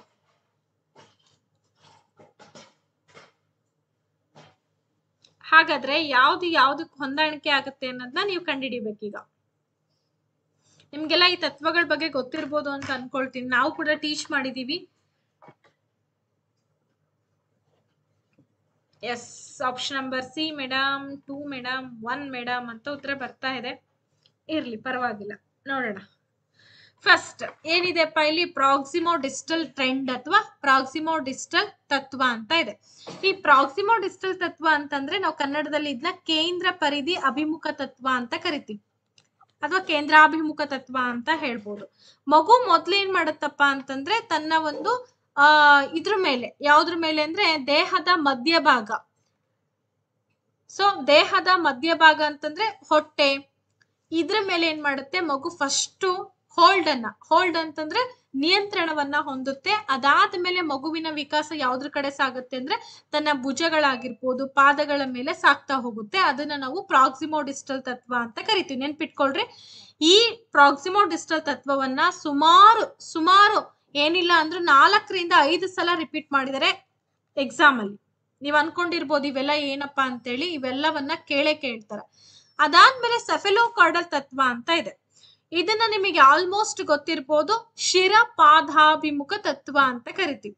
ಈ ಸೆಫೆಲೋಕಾರ್ಡಲ್ ತತ್ವ ಅಂತಂದ್ರೆ ತಲೆಯಿಂದ ಪಾದದ ಕಡೆಗೆ ಆಗ್ತಕ್ಕಂತ ವಿಕಾಸದ ಪ್ರಕ್ರಿಯೆಯನ್ನ ನಾವು ಸೆಫೆಲೋಕಾರ್ಡಲ್ ತತ್ವ ಅಂತ ಕರಿತೀವಿ. ಇನ್ನ ಮುಂದೆ ಬರೋದಾದ್ರೆ ವೈಯಕ್ತಿಕ ವ್ಯತ್ಯಾಸಗಳು ಮತ್ತೆ ವ್ಯಕ್ತಿಗತ ವ್ಯತ್ಯಾಸಗಳು ಅಂತ ಇದೆ. ವೈಯಕ್ತಿಕ ವ್ಯತ್ಯಾಸಗಳು ಅಂತಂದ್ರೆ ವ್ಯಕ್ತಿಗಳ ನಡುವೆ ಆಗ್ತಕ್ಕಂತ ಬದಲಾವಣೆ. ನಾನು ಹೇಳೋದು ಅರ್ಥ ಆಗ್ತಿದೆ ಅಲ್ವಾ ನಿಮ್ಗೆ? ವಿಭಿನ್ನ ಮಕ್ಕಳು ವಿಭಿನ್ನ ದರಗಳಲ್ಲಿ ಅಭಿವೃದ್ಧಿ ಹೊಂದ್ತಾ ಹೋಗ್ತಾರೆ. ಇದಕ್ಕೆ ಕಾರಣ ಏನಪ್ಪಾ ಅಂದ್ರೆ ಪರಿಸರ ಮತ್ತು ಅನುವಂಶೀಯತೆ. ಹೌದಾ? ಸೊ ಹಾಗಾಗಿ ಅಲ್ಲಿ ವೈಯಕ್ತಿಕ ವ್ಯತ್ಯಾಸಗಳು ಕಂಡುಬರುತ್ತೆ. ಇನ್ನು ವ್ಯಕ್ತಿಗತ ವ್ಯತ್ಯಾಸಗಳು ಅಂತಂದ್ರೆ ಒಂದೇ ಮಗುವಿನಲ್ಲಿ ಅಂದ್ರೆ ನನ್ನಲ್ಲಿ ಏನಾಗುತ್ತೆ ಅಂತಂದ್ರೆ ಬೆಳವಣಿಗೆ ದರ, ಅಭಿವೃದ್ಧಿಯ ದರನು ಕೂಡ ಡಿಫ್ರೆಂಟ್ ಆಗಿ ತೋರುತ್ತೆ. ಫಾರ್ ಎಕ್ಸಾಂಪಲ್, ನಾನು ಶೈಕ್ಷಣಿಕ ಮನೋವಿಜ್ಞಾನವನ್ನ ತುಂಬಾ ಚೆನ್ನಾಗಿ ಹೇಳಿದ್ರೆ ಮ್ಯಾಥಮೆಟಿಕ್ಸ್ ನನಗೆ ಹೇಳಕ್ ಬರಲ್ಲ. ಅಥವಾ ನಾನು ಸಮಾಜ ವಿಜ್ಞಾನದಲ್ಲಿ ತುಂಬಾ ಜಾಣ ಇದ್ದೀನಿ ಅಂತಂದ್ರೆ ನನಗೆ ಇನ್ನೊಂದು ವಿಷಯದಲ್ಲಿ ಸಂಪೂರ್ಣವಾದಂತ ಜ್ಞಾನವನ್ನ ಪಡ್ಕೊಳಕ್ ಆಗಿಲ್ಲ. ಇದನ್ನ ನಾವು ವ್ಯಕ್ತಿಗತ ವ್ಯತ್ಯಾಸಗಳು ಅಂತ ಕರಿತೀವಿ. ನಾವು ಓದೋದ್ರಲ್ಲಿ ಹುಷಾರಿದ್ರೆ ಕ್ರೀಡೆಯಲ್ಲಿ ಹುಷಾರಿರಕ್ ಆಗಲ್ಲ. ಅರ್ಥ ಆಯ್ತಾ? ಇದು ತನ್ನ ವ್ಯಕ್ತಿ ತನ್ನಲ್ಲೇನೆ ಆಗ್ತಕ್ಕಂತಹ ವ್ಯತ್ಯಾಸವನ್ನ ನಾವು ಏನಂತ ಕರಿತೀವಿ? ಇಂಟ್ರೈನ್ ಇಂಡಿವಿಜುವಲ್ ಡಿಫರೆನ್ಸಸ್ ಅಂತ ಕರಿತೀವಿ. ಅರ್ಥ ಆಯ್ತಾ? ಇದು ತುಂಬಾ ಇಂಪಾರ್ಟೆಂಟ್. ಅದಕ್ಕೋಸ್ಕರ ನಾನು ಸ್ವಲ್ಪ ಟೈಮ್ ತಗೊಂಡು ನಿಮಗೆ ಎಕ್ಸ್ಪ್ರೆಷನ್ ಕೊಟ್ಟಿದ್ದೀನಿ. ಯಾಕಂದ್ರೆ ಇದ್ರ ಮೇಲೆ 100% ಇದು ಬೇಕಾದ್ರೆ ಎಕ್ಸಾಮ್ ನಲ್ಲಿ ಕ್ವಶನ್ ಪೇಪರ್ ಬಂದಾಗ ಮೇಡಮ್ ಏನ್ ಹೇಳಿದ್ರು ಅಂತ ನೆನ್ಪು ಮಾಡ್ಕೊಳ್ರಿ. 100% ಈ 4 ತತ್ವಗಳ ಮೇಲೆ 1 ಅಂಕ ಅಂತೂ ಬಂದೇ ಬರುತ್ತೆ. ಇದು ಫಿಕ್ಸ್ಡ್ ಕ್ವಶನ್ ಅಂತ ಅನ್ಕೊಳ್ಳಿ. ಅರ್ಥ ಆಯ್ತಾ? ಆಪ್ಷನ್ ಕಾಣಿಸೋದು ಬೇಡಮ್ಮ, ಈಗ ತೋರಿಸ್ತೀನಿ ನೋಡ್ರಿ. ಆಪ್ಷನ್ಗಿಂತ ನಾನು ಎಕ್ಸ್ಪ್ರೆಷನ್ ಕೊಟ್ಟನಲ್ಲ ಅದು ಇಂಪಾರ್ಟೆಂಟ್. ಸರಿ, ರೈಟ್ ಆನ್ಸರ್ ಯಾವ್ದಪ್ಪ ಇಲ್ಲಿ? ಹಾಗಾದ್ರೆ option number A is the right answer. Next ಹೋಗೋಣ. ಹಾಗಾದ್ರೆ ಮುಂದಿನ ಕ್ವಶನ್, 29ನೇ ಕ್ವಶನ್ ಏನಿದೆ ಮುಂದಿನ ಕ್ವಶನ್? ಹಾಗಾದ್ರೆ ಅರಿವು ಮತ್ತೆ ಭಾವನೆಗಳ ಬಗ್ಗೆ. ಅರಿವು ಅಂತಂದ್ರೆ ನಿಮಗೆ ಗೊತ್ತಿದೆ ಜ್ಞಾನ, ಮತ್ತೇನೋ ಅಂತ ಅನ್ಕೋಬೇಡಿ, ಪ್ರತಿ ಸಲ ನಾನು ಹೇಳ್ತಾ ಇರ್ತೀನಿ. ಜ್ಞಾನ ಮತ್ತು ಭಾವನೆಗಳ ಬಗ್ಗೆ ಈ ಕೆಳಗಿನ ಯಾವ ಹೇಳಿಕೆ ಸರಿಯಾಗಿದೆ? Which of the following statements about cognition and emotions is correct ಅಂತ ಇದೆ.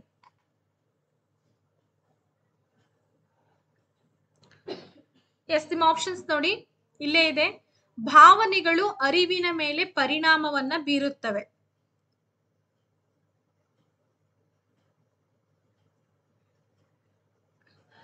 ಹಾಗೇನೆ ಭಾವನೆಗಳ ಅರಿವು ಭಾವನೆಗಳ ಮೇಲೆ ಪರಿಣಾಮ ಬೀರುವುದಿಲ್ಲ ಅಂತ ಇದೆ. ಇನ್ನ ಅರಿವು ಮತ್ತೆ ಭಾವನೆಗಳು ಹೆಣೆದುಕೊಂಡಿವೆ ಮತ್ತು ಪರಸ್ಪರ ಪರಿಣಾಮವನ್ನ ಬೀರುತ್ತವೆ ಅಂತ ಇದೆ. ಅರಿವು ಮತ್ತೆ ಭಾವನೆಗಳು ಪರಸ್ಪರ ಸ್ವತಂತ್ರ ಪ್ರಕ್ರಿಯೆಗಳಾಗಿದೆ. ಅರಿವು ಭಾವನೆಗಳ ಮೇಲೆ ಪರಿಣಾಮವನ್ನ ಬೀರುತ್ತದೆ, ಆದ್ರೆ ಭಾವನೆಗಳು ಅರಿವಿನ ಮೇಲೆ ಪರಿಣಾಮ ಬೀರುವುದಿಲ್ಲ ಅಂತ ಇದೆ.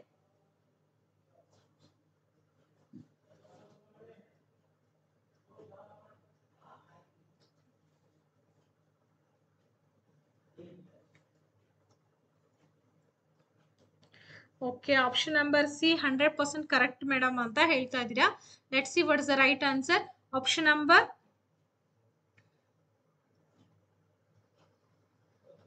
ಸಿ ಕರೆಕ್ಟ್ ಆಗಿದೆ ಅಲ್ವಾ? ಯಾಕಂದ್ರೆ ಮೊನ್ನೆ ಈ ಕ್ವಶನ್ ಬಂದಿತ್ತು. ಈ ಕ್ವಶನ್ ಬಂದಾಗ ಏನಾಗಿತ್ತಪ್ಪ ಅಂತಂದ್ರೆ ಅಲ್ಲಿ ಏನ್ ಮಾಡಿದ್ರು, ಆಪ್ಷನ್ ನಂಬರ್ ಸಿ ನೇ ಕರೆಕ್ಟ್ ಆಗಿದೆ. ಯಾಕೆಂದ್ರೆ cognition emotions are process independent of each other ಅಂತ ಅಲ್ವಾ? ಹಾಗಾಗಿ ನೀವು ಅದರ ಆಧಾರದ ಮೇಲೂ ಕೂಡ ಉತ್ತರವನ್ನ ಹೇಳಿದೀರಾ ಅನ್ಕೊಳ್ತೀನಿ. ಜ್ಞಾನ ಮತ್ತೆ ಭಾವನೆಗಳು ಪರಸ್ಪರವಾದಂತ ಸ್ವತಂತ್ರ ಪ್ರಕ್ರಿಯೆಗಳು.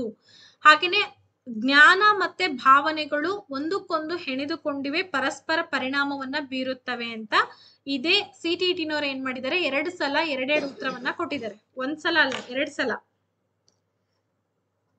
ಸಲ 2 ಉತ್ತರವನ್ನ ಕೊಟ್ಟಿದ್ದಾರೆ. ಸೊ ನಾವು CTET ಕ್ವಶನ್ ಪೇಪರ್ ಅನ್ನ ನಿಮಗೆ ಟ್ರಾನ್ಸ್ಲೇಟ್ ಮಾಡಿ ಬಿಡಿಸ್ತಾ ಇರುವಂತ ಒಂದು ಪ್ರಕ್ರಿಯೆ.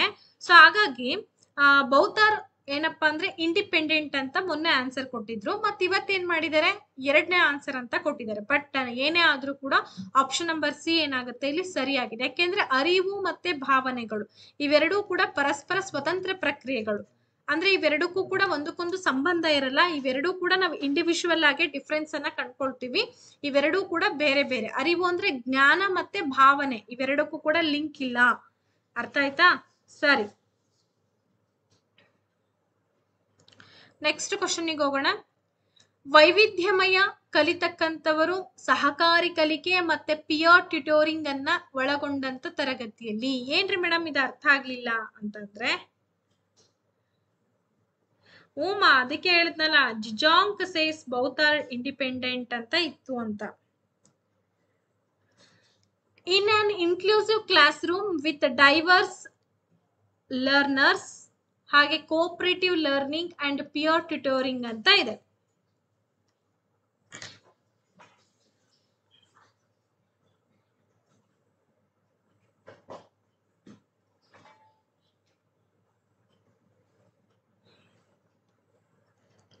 ಹಾಗಾದ್ರೆ ಮೊನ್ನೆ ಕ್ವಶನ್ ಏನ್ ಡಿಸ್ಕಷನ್ ಮಾಡಿದ್ದೆ ನಾನು? ಹಾಗಾದ್ರೆ ಹೇಳಿ ನೋಡೋಣ ಯಾರಾದ್ರೂ ಒಬ್ರು. ಅರಿವು ಮತ್ತೆ ಭಾವನೆಗಳಿಗೆ ಸಂಬಂಧಪಟ್ಟಂಗೆ ಮೊನ್ನೆ ಕ್ವಶನ್ ಏನ್ ಡಿಸ್ಕಷನ್ ಮಾಡಿದ್ದೆ? ನೆನಪಿದ್ದೇನೆ ಯಾರಿಗಾದ್ರು? ನೋಡಿ ಇದಕ್ಕೆ ಹೇಳಿ ಉತ್ತರನ. ಅಭ್ಯಾಸ ಮಾಡಬಾರ್ದು ಮತ್ತೆ ಅವರ ಸಾಮರ್ಥ್ಯಗಳ ಆಧಾರದ ಮೇಲೆ ವಿದ್ಯಾರ್ಥಿಗಳನ್ನ ಪ್ರತ್ಯೇಕಿಸಬೇಕು. ಸಹಪಾಠಿಗಳೊಂದಿಗೆ ಹೋಲಿಕೆಯನ್ನ ಉತ್ತೇಜಿಸುವುದರಿಂದ ಇದನ್ನ ಕೆಲವೊಮ್ಮೆ ಮಾತ್ರ ಬಳಸಬೇಕು. ಪಿಯರ್ ಮೀನ್ಸ್ ಅಂತಂದ್ರೆ ಇದು ಗ್ರೂಪ್, ಅಂದ್ರೆ ಸಮವಯಸ್ಕರ ಗುಂಪಿಗೆ ಪ್ಯಾರ್ ಗ್ರೂಪ್ ಅಂತ ಕರೀತಾರೆ. ಸಕ್ರಿಯವಾಗಿ ನಿರುತ್ಸಾಹಗೊಳಿಸಬೇಕು ಮತ್ತೆ ಸ್ಪರ್ಧೆಯನ್ನ ಉತ್ತೇಜಿಸಬೇಕು. ಪಿಯರ್ ಸ್ವೀಕಾರಕ್ಕೆ ಅನುಕೂಲವಾಗುವಂತೆ ಸಕ್ರಿಯವಾಗಿ ಪ್ರಚಾರ ಮಾಡಬೇಕು ಅಂತ ಇದೆ.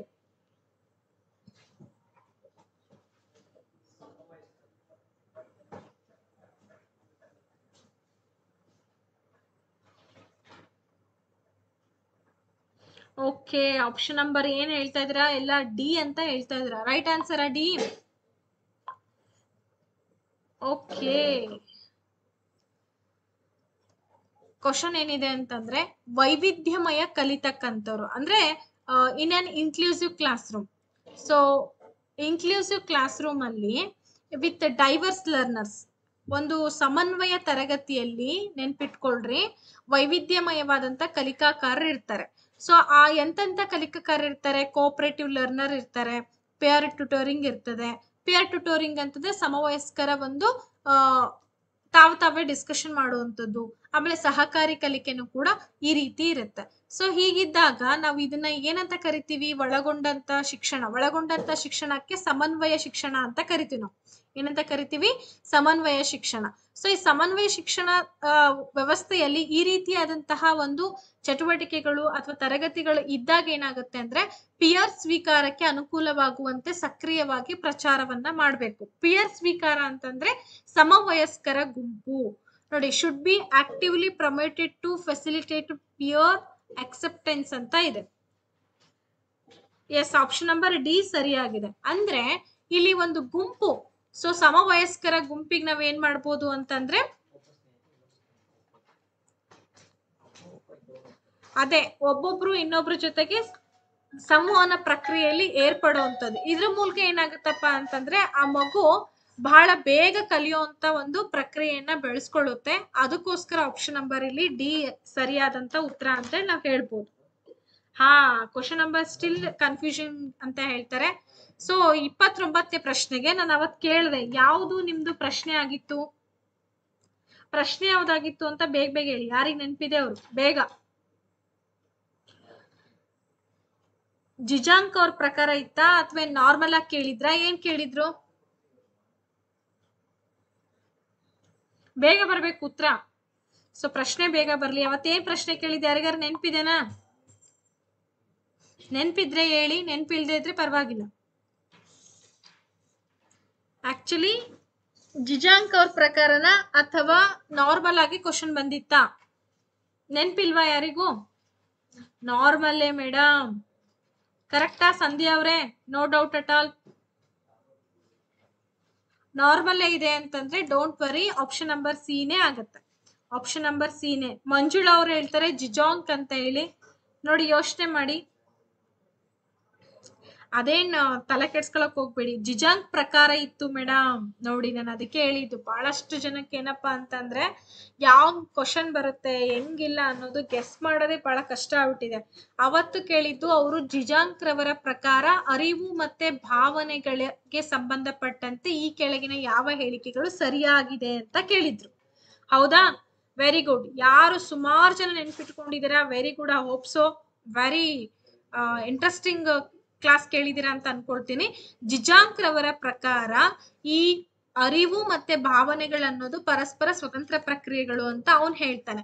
ಆದ್ರೆ ಇನ್ ಅ ನಾರ್ಮಲ್ ವೇ, ನೋಡಿ ನೆನ್ಪಿಟ್ಕೊಳ್ಳಿ. ಮತ್ತೆ ಮೇಡಮ್ ಇದೇನಿದು ಅಂತ ಅಂದ್ರೆ ಇನ್ ಅ ನಾರ್ಮಲ್ ವೇ ನಾವು ಸಾಮಾನ್ಯವಾಗಿ ಹೇಳೋದಾದ್ರೆ ಅರಿವು ಮತ್ತೆ ಭಾವನೆಗಳು ಎರಡಕ್ಕೂ ಕೂಡ ಪರಸ್ಪರ ಸಂಬಂಧ ಇದೆ.